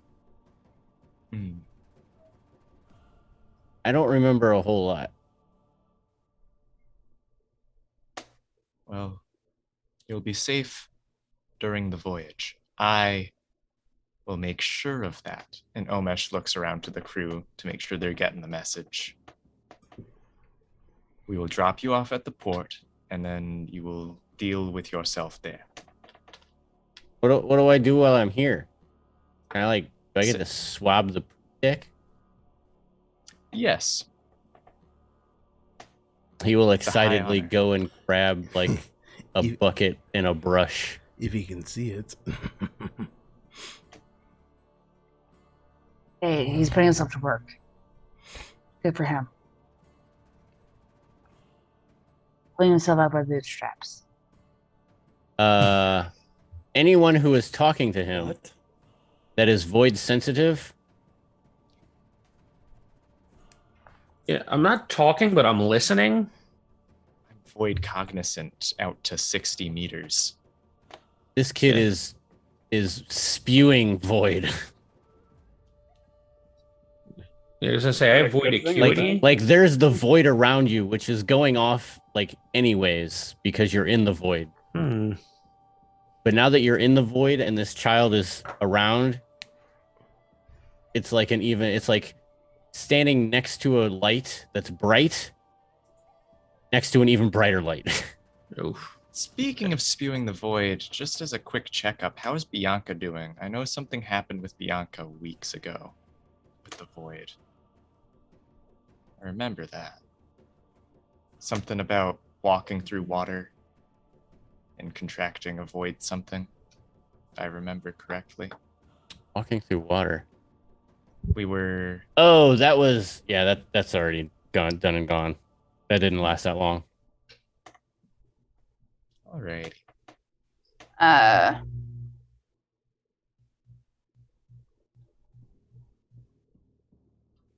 Bianca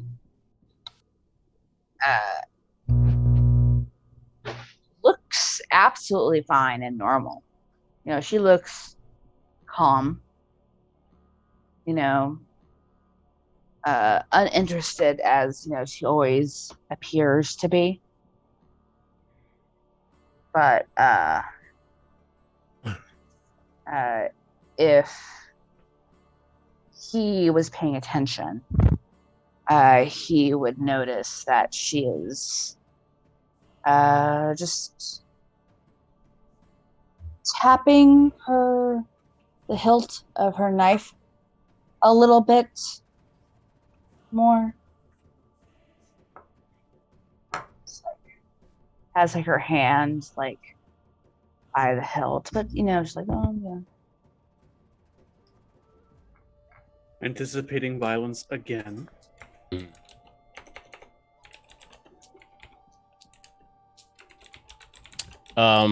So the vessel continues along its way. You guys are moving at a very speedy pace, the full speed of this ship, as this is a known current for this navigator.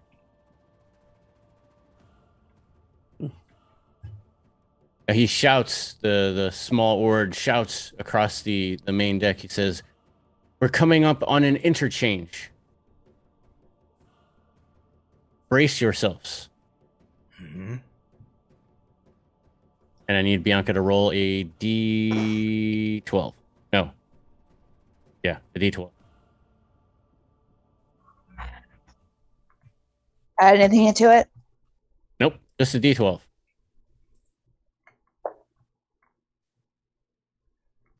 That is an 11. Okay.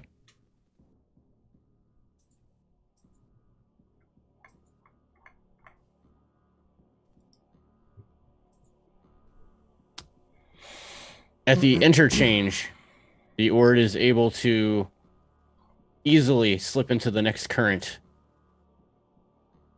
And you again continue along your way. Not as fast as you originally were, but still at a good pace.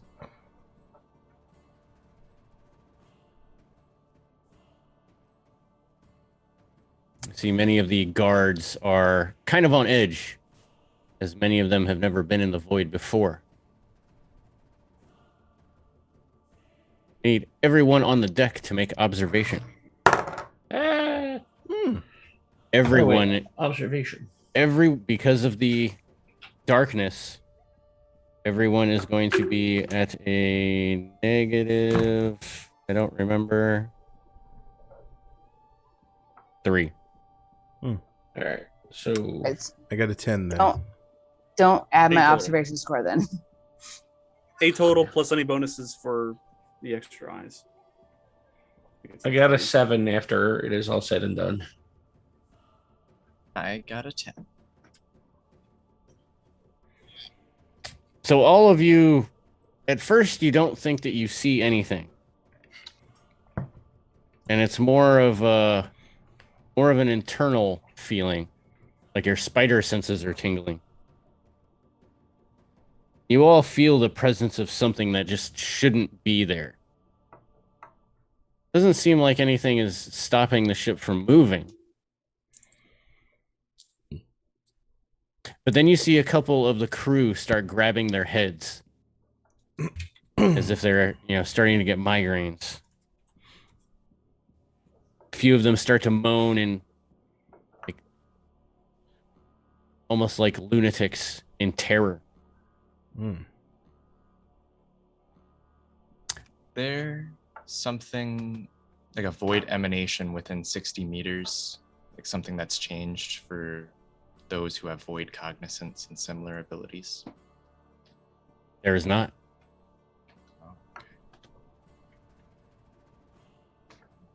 But you can see many of them, after their scream, they all seem even more scared than they were before.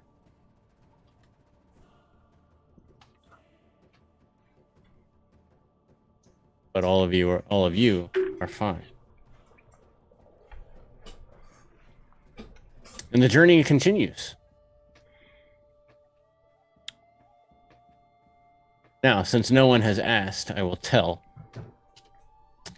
The clock device, a sand glass, the hourglass that the Ord had used.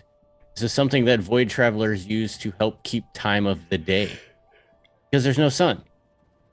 It's like living in Alaska in the winter.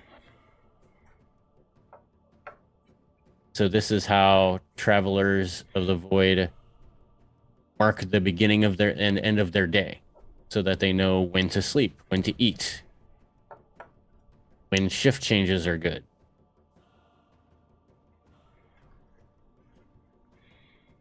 Now, the time of the hourglass doesn't exactly match the time that is passing in the material world. Merely the time here in the void. Would you say that time is relative in the void? It is.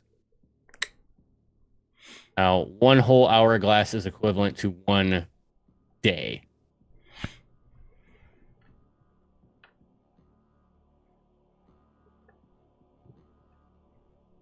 So you guys will have to, in like a couple of, say about another 6 hours, you're going to have to decide who's going to sleep and who's going to stay awake. Or if anyone's going to sleep. Or if everyone's just going to stay awake for this whole journey. But more to that, more to come when we get to that point. Just to let you guys know, though. Ramael, roll me a D12. Oh, okay. 12. All right. The Ord has seemed to have hit in a small, like, slipstream, and you guys increase in speed. However, he was not expecting it. So I need you to roll me a D12 again. Okay. 10.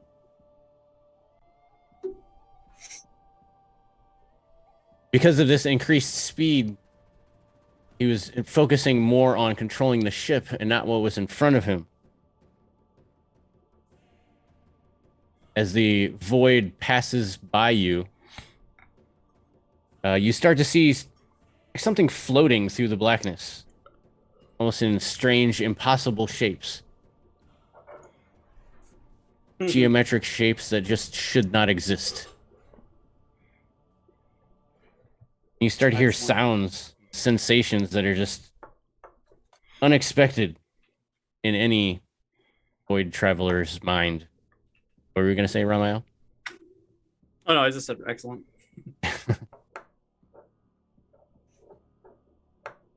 I need everyone to roll fear, which is willpower. All right.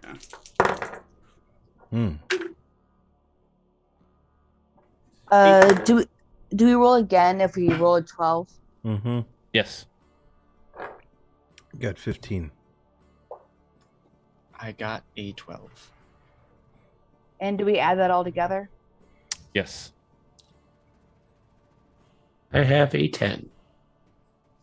8 total.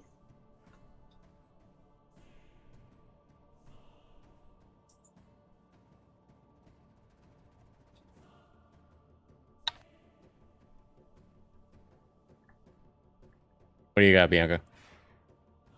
21. Jesus. All right.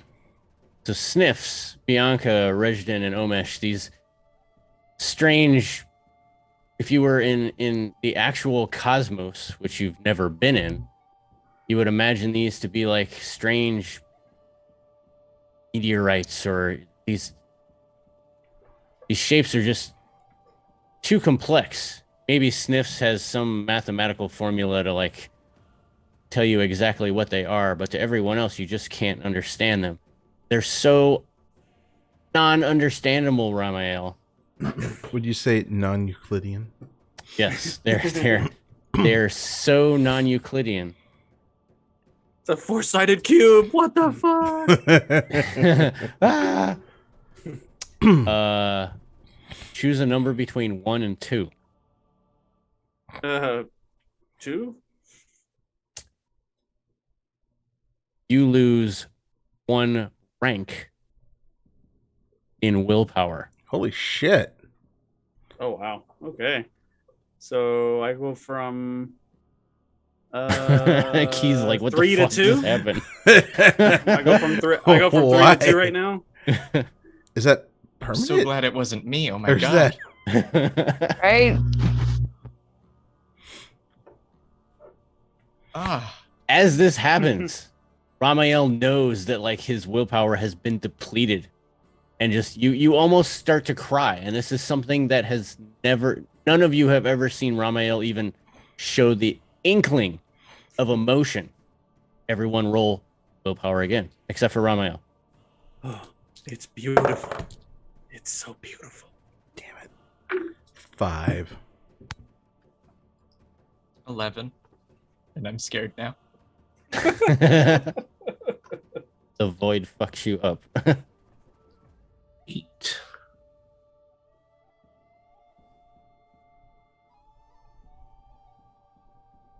Uh, 12. All right. Anyone who rolled under a 9. That's me.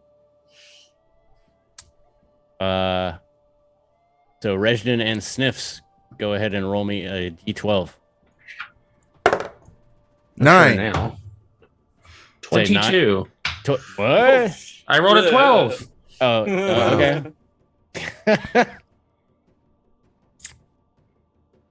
okay. Sniffs, you had a 9. Yeah. So this is like you see this stoic man that you have been, traveling with for days, and you're just starting to freak out. And you're like, your mind is just like, ideas are just coming at you too quickly. Like, why is this happening? What is going on? Like, I just saw all these shapes. And you are going to panic for like the next 6 rounds.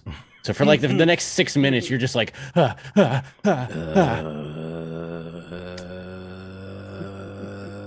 Me. Just breached. You panic so intensely for those next 6 minutes that you pass out after that. Oh shit. Okay. Oh no. You'll come back around in a couple of minutes, but just like he's breathing so hard, and the air in the void is already a little like chunky, that he just passes out. Rejden is not as lucky, if you can call that luck. At these shapes and the state of your friend losing his essence, you become paralyzed. And you cannot do anything for a D4. Hmm. Oh, you got lucky. So you're like, as as if you were turned to stone for like the next hour. You just stare off into the black.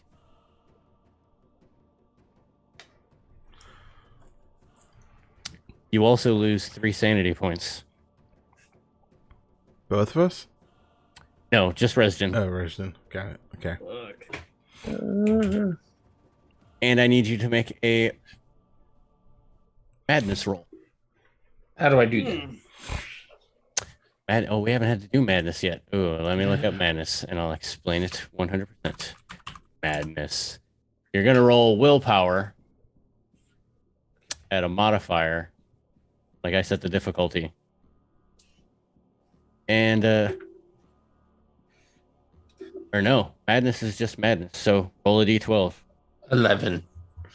Oh, If high is good or bad, but that's what I got. no, high is bad. Oh well. So madness comes in two kind of waves. You have delirium, which is like your short-term stuff. Madness is more long-term. Okay. So as you are this statue, unable to move, staring off into the blackness, you begin to suffer from extreme delirious anxiety. And for the next 3 days, whether it's in the void or out, you just make unintelligible mumbles in languages that you didn't even know that you knew. And you will have to roll on the delirium chart at random intervals as set by me. Ha ha ha. Other than that, this leg of your journey is going swimmingly. Great. Yeah.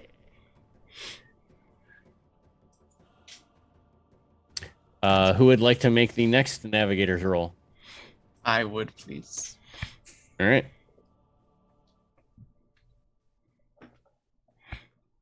I rolled a 1. Wow. I'm sure that'll be fine. Yeah. Now the navigator does have a plus, so you actually rolled a 4. However, because of this, he kind of loses his route, and it's as if the current shifted and he wasn't prepared for it. Roll me 3d12.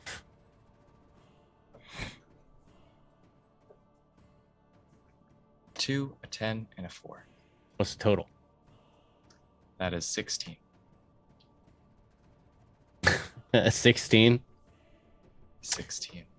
So, for the players, your journey started out at a 3-day travel.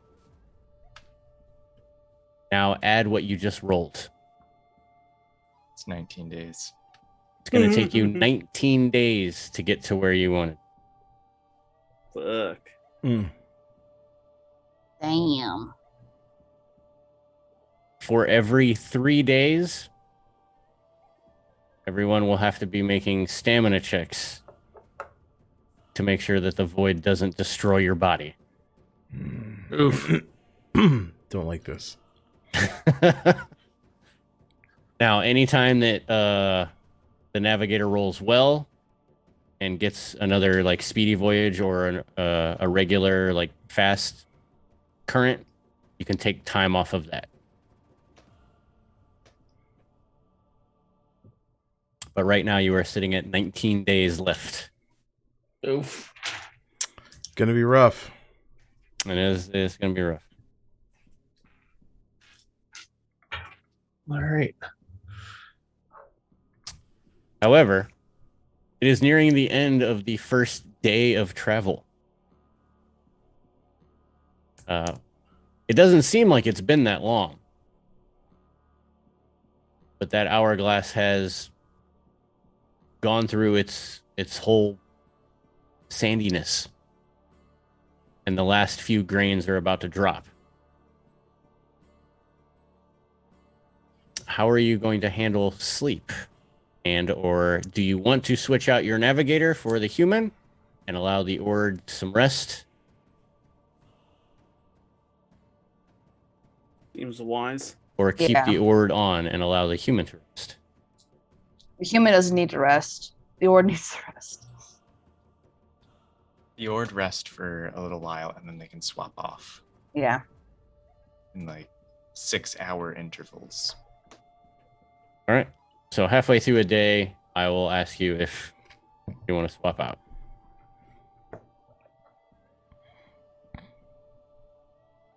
So the darkness rises on day 2 of your travel. I need The everyone. darkness rises. Yes, the darkness rises on your second day of travel. I need everyone to roll stamina. All right.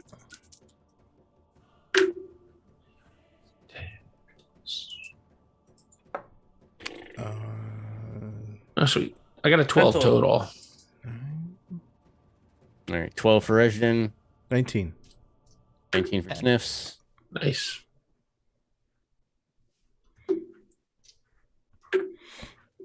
17. 17 Bianca, 10 total. 10 Ramael. Omesh, what'd you get?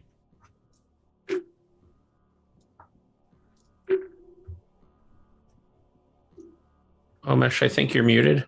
Oh, There you are. Oh, yeah, here. that's a 10. Oh, Ramael is getting the shaft of this. Did anyone roll below a 7? And everyone's okay. You're a little tired. But everything seems to be going okay. It's pretty much just exhaustion from not sleeping within the past, you don't know how long.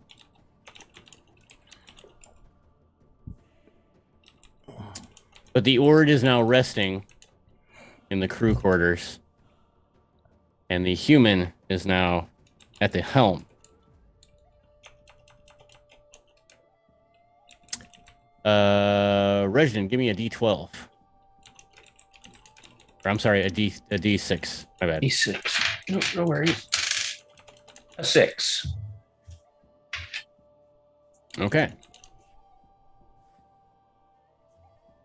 So much like before, you guys were kind of going a little sluggish because of how you had lost course earlier. You gain a little bit of speed. Just as the Ord had figured out the current. And now that the human has taken over, he seems to have a better feel for this current than the Ord did. Maybe it's just this particular one. Go ahead and roll me, whoever wants to do the Navigator for this one.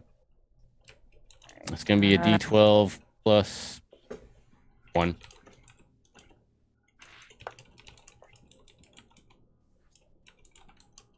$11. All right. Now, Omesh, you may roll me a D12. You have gained some speed. It's a Taken 6. a route that he seems to have known. Which is odd because he's never traveled to this location, but seems to be going at a fairly decent pace. It's going to take 6 days off of your travel Nice. if you stay at this current rate.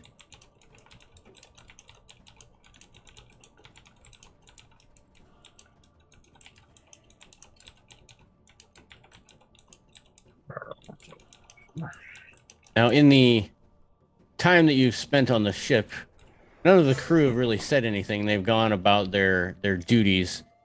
The guards stay on their stations. Every now and again, they'll swap out for someone to get rest. But they're staged at every convenient part of the ship. as they look out into the vastness of the void. They don't know really what they're looking for, as none of them have traveled the void before, but nevertheless, they stay at the ready. Some of them with spears, some of them with axes, many of them with small little buckler shields. They are guards. Like, these guys are built for combat. The captain of the guard merely walks up and down the main deck, speaking with the guards occasionally. When he passes any one of you, he will nod. Doesn't say much very often. He might give you a good day. But mainly he just keeps all of the guards in line. Strangely enough, you have not seen the boy in the past couple of hours. He is no longer scrubbing the deck. Omesh, how long does your manifestation last? That manifestation lasted an hour yesterday. Okay. So now the only thing that is lighting the decks are those witch lights. Can't find that weird boy. Okay. Everyone may roll observation. -3. Even for me? Hmm. I got a I 12. sees nothing. Rolling that. I got a 13 total. Snips is in the hold trying to play chess with Wicker Man, but he's not. Wicker Man's not there. Oh, wow. Really? Here's the boy. I wonder where the two of them went. I got an 18 total. So for anyone who didn't roll a 13, occasionally over the last hour, the Wicker Man, as you have so named him, Wickerhead. Wickerhead, just randomly shows up next to you. You don't realize that he's there because it's so dark. But then you go to turn around and he's just standing right next to you, as if gawking at you. Like on the deck? On the deck. So I'm Says usually in nothing. The prow. Yes, for those who rolled over the 13 for Rejden and Ramael, you can sense him coming from pretty far away. So you kind of catch him off guard. Have you seen the Shape 2 stranger? And when he doesn't answer. Yes. Yes. Every time sure, he wow. approaches any of you, he says nothing, but merely stands way too close. Looks you up and down a couple of times, and then moves on to some other undisclosed part of the deck. Ramiel asks Wickerhead if he's seen the shape, and when he doesn't respond, he says, "So have I," and he smiles. When you ask him about the shape, although he says nothing, you see very clearly for you because of your role. His hand actually comes out from beneath the robes that he has been wearing, and you see this almost like gnarled claw as That's he an affirmative. as he points out into the void. He pulls his hand back, shoves it back underneath his folds. Is he pointing in the direction that we're going or somewhere else? Somewhere else. I make a note of that. And then go down to the port side. Navigator. I try to peer in that direction if I can.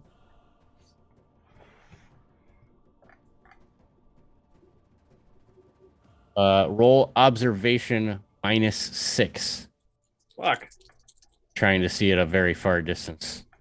Is the void like darkness, like actual darkness? Like this? Darkness. I don't Yeah, get penalties for darkness. I can just like whatever. Oh, you don't? Okay, yeah. So yeah, it's darkness. All right. So if you can see through darkness, you get no penalty. I didn't roll that great this time. I rolled a 5, so that would mean I get a 7, 10 total. There's something out there. Oh, is it the shape? And then I make the symbol like this, you know, like the three-sided rectangle Three-sided. or whatever.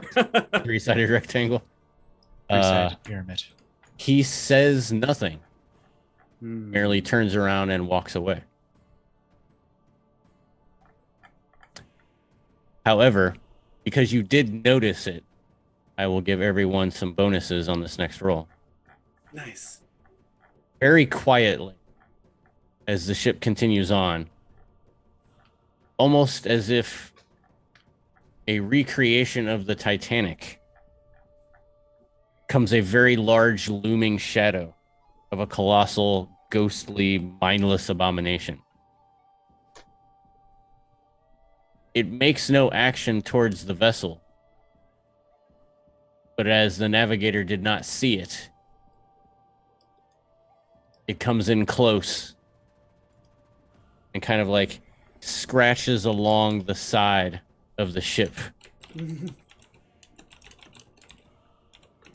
As it passes and rips, like, doesn't rip anything off the side of the ship, it just kind of runs aground a bit. A strange amorphous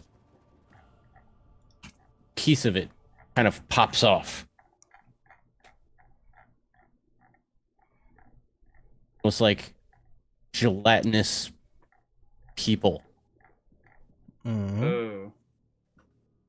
And they start to move around the deck. Like amorphous, jello-ized people. That Beings. doesn't sound great. Everyone on board, including the navigators, the crew. Oh my god. Immediately loses 6 sanity. Oh. Wow. What? Like there's no roll? There is no roll. We all just lose 6. You all Ow. lose 6. Dang. I'm at 13. This is not good. You're at 13? Yep. Is that less than half? That is not quite less than half. Okay. I'm 11 would be half. I only started with 22. All right. Make sure you guys are paying attention to your sanity. You don't want to go insane. Wow. Well, I don't want to, but it's looking like that might happen. However, because of Ramael, you could easily call out to the navigator to move off.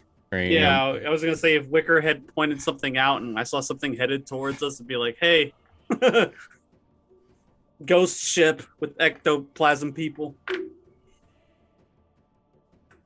So as you warn him and he pulls away, a couple of these amorphous beings get sucked back into this strange abomination. However, one of them lingers. The ship is temporarily slowed as you have moved off of the main current. You are still making headway.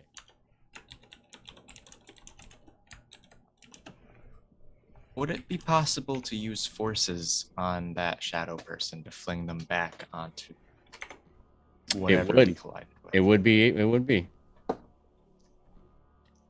I feel like possibly it is a good idea to send it back to whence it came. Objections? Sure. That thing you did back in the city where you flung yourself through the city, but like do it to him. Like catapult that way. Now, because because Ramael let everyone know, because of the darkness, you are able to pinpoint where this thing is at. So you will not be rolling at the negative for the darkness. And how far away is this ghost ship thing at this point, would you say? It's not a ship. It was literally Ghost ship just thing. some, yeah. It has moved off and is So we'll are we call it talking about 20 a meters? ways, 40 meters. 40 meters. 40 meters? All right. It was nice knowing this thing. 5, 6. All right. Difficulty 10 to fling it 40 meters that away. And that's a 12. Nice. All right. So with your forces, Omesh goes over and points and goes, "Get off my ship!" and just, without even making contact with the shadow person, just does a motion of flinging. Shadow person flies. Nice. Potentially. like something breaking the sound barrier, there is like a thwomp and a crack. And the amorphous body does fly off into the void. Whether it goes back to the ship or not, you can't tell. However, at this spell meeting with this void entity,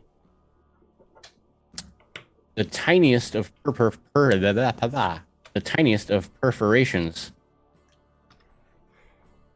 cracks open, as if a crack in reality. I need Omesh to roll me a d6 and half it. Oh, no.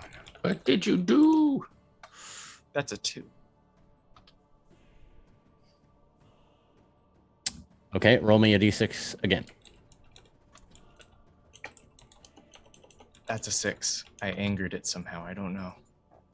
I will be right back. Okay. So at the use of mysticism in the void is wonky. If your mysticism doesn't go right, really bad things can happen.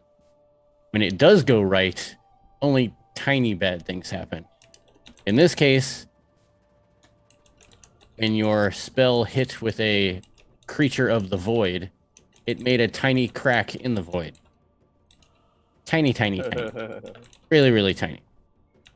Like 25 centimeters.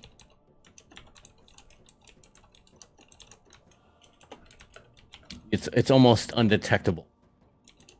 But as this crack happens, you can kind of see it. It gives off a faint, murky splotch in like the middle of the deck. And it just randomly smells like decay. A foul omen. The whole like middle of the main deck just smells like rotting flesh. Yeah. Find that boy and give him a mop. Right? Speaking of that boy, is he within 60 meters of Omesh? Yes. Yeah? The boat's only 15 meters long. Okay, so he's somewhere on the boat. I just want to make Somewhere sure he on the didn't boat, fall yeah. off. He All didn't right, fall all of Omesh's worries about the boy have left. He's somewhere on the boat? He's somewhere on the Yes, boat. he is on the boat. I'm assuming he's alive on the boat somewhere. Yeah. Maybe he's not. I don't know. Has everyone seen the movie Legion? Why do I feel like I have, but I haven't? Yeah, that's the one with the dude from Tokyo Drift, right? Yes, it does have Tyrese in it. Yeah. No, that's not. No, it No. has the main character, the kid that plays Sean, I think his name is. I Oh, think he's in yeah. that. Oh, Lucas Black. Yeah, Wait, Lucas are you Black. talking I couldn't about- remember the The one with Paul Bentley? Really? Paul Bettany. Yeah. Yeah, that's Oh, the yeah. movie Legion, yeah. I did see that Yeah. movie. Really So you forgettable. know, It's weird because it was just on the other night. so you know when Gabriel, like the last angel, comes down, and there's that sound. Mhm. You hear that faintly off in the distance of the void. Ooh. That Does that ominous. sound familiar to Ramiel? For Ramael, possibly. Roll lore, common lore, +2. Oh, so only a -1 for me. Roll 9, so 8 total. You have heard of travelers speak of the sound. Those who speak of it have never seen where it has come from.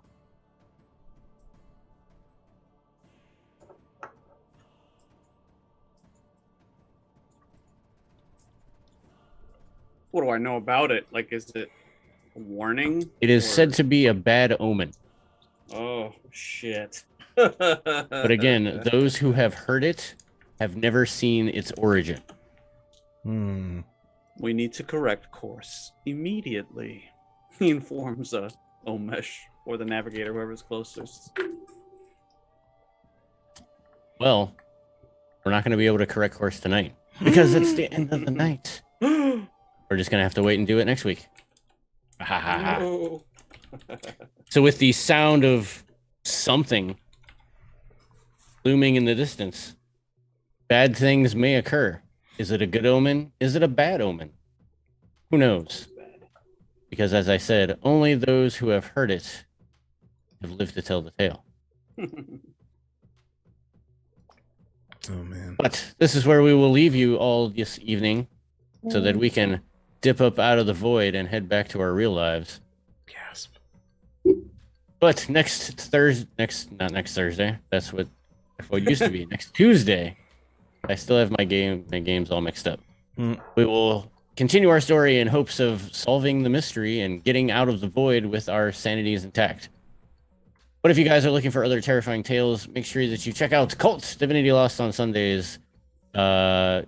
You said you have one more episode of Delta Green, correct? Like 1 or 2 more. 1 or 2 more. So make sure you check the last 1 or 2 more of Delta Green on Mondays. Of course, Mythos World late Monday night. Sean is finishing up Octung Cthulhu this week, I do believe. Yep, this week. This week. And then what will you be moving on to? The One Ring. Oh. Gasp. Make sure that you also watch our Pathfinder the Undying on Thursdays, Masks of Nyarlathotep on Fridays, and SCP the RPG late Saturday nights. But if you guys are up for some awesome adventures, make sure you guys check out the 2nd season of Scarred Lands, Draco Genesis on Fridays, D&D Usurpers of Ruination, a League of Legends story on Saturdays, and not Fiasco anymore because it's Plaingia, run by our own Ki Sama. It's a really awesome on setting. Sundays. I know. I read it. I like it. Yeah. I wish I was playing it. I but bought I'm at it. work. I want to run it.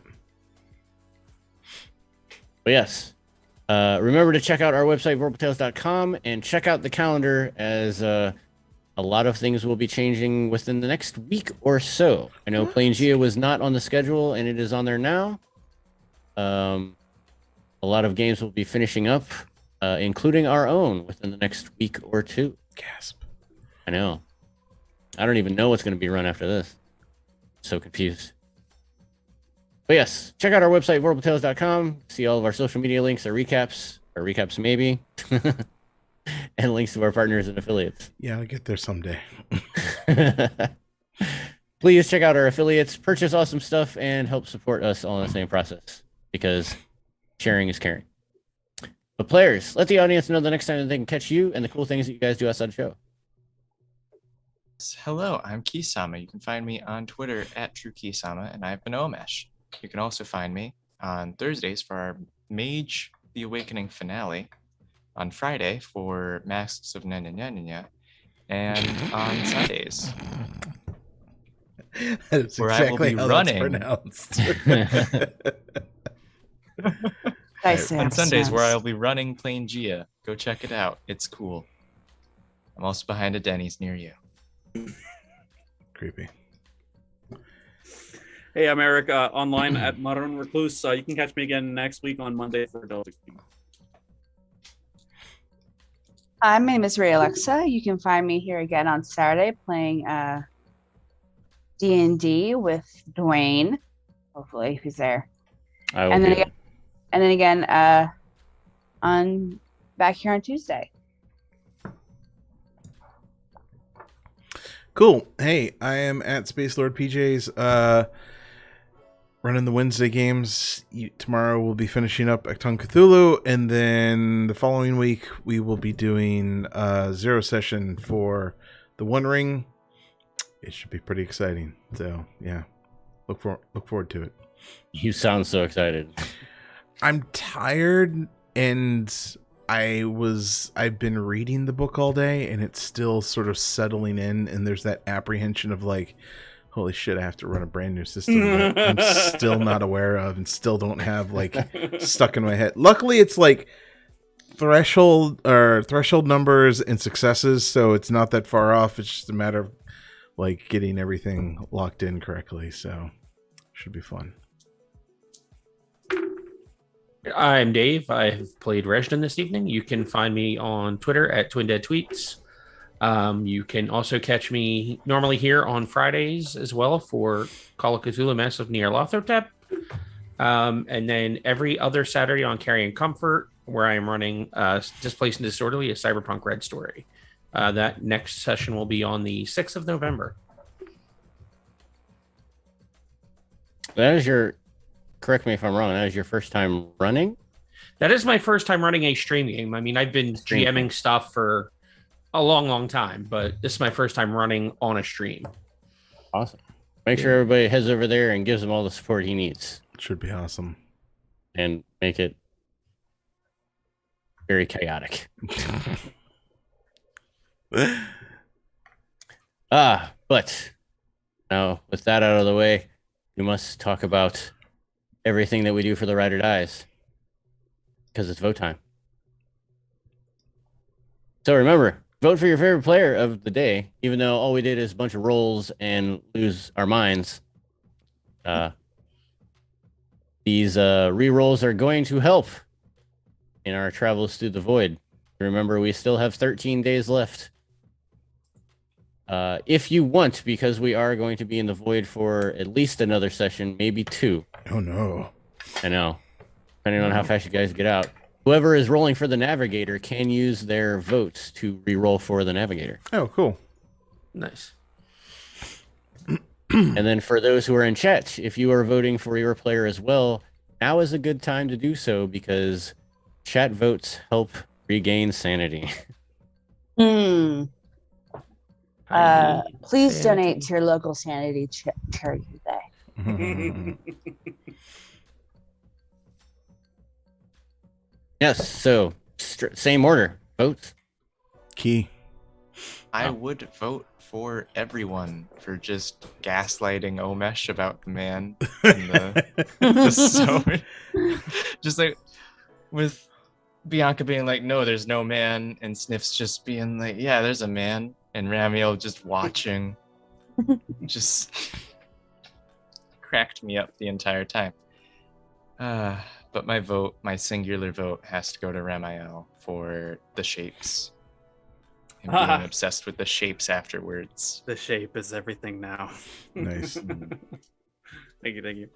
I'll have to give mine to Bianca, my buddy in crime, for allowing Ramiel to continuously challenge their assumptions.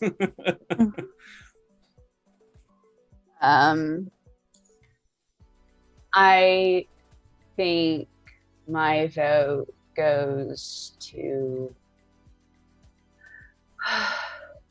Omesh because I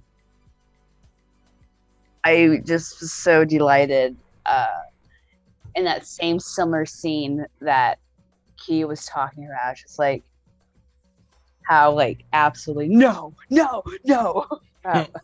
was the entire time. He's like, kill it with fire. Yeah, I think I'm gonna have to vote for Key as well. Just apparently, Wickerhead harmed him in the past. So that did happen in a time where before you guys had come. In the before times. Before 4 times. And I am going to give my vote to Omesh as well for volunteering to captain this crazy ship and take on that responsibility. You know, and he got the role of captain, and he didn't even get majority votes. Mhm. No, well, we met by Like a true quorum. captain, he took it. Well, it's by quorum. All of us were here present, and then all we had to do have was one nominate, another second, and then all say aye. And I think we all did that. So Yeah. And Ramiel just breaks ties. He's completely objective. He doesn't partake in the democratic process. So there you have it. Majority rules. Beautiful. Robert's I'm- rules. I mean, like, Bianca voted for anyone who wasn't Ramesh. So, This sandwich is our captain now. This sandwich is our captain. this moldy Wickerhead. bread sandwich. Wickerhead for Wickerhead is captain. now Wickerhead for is captain. now the captain. Oh man. But awesome being awesome to each other. But with the votes out of the way and all is said and done, we must depart our side of the cosmos and return back to Earth. But when you guys look at the stars, remember us and the sacrifices that we make for all sentient beings around the cosmos. But don't stare too long, else the void will take hold. Yes. Good night, everybody. Good night. Right.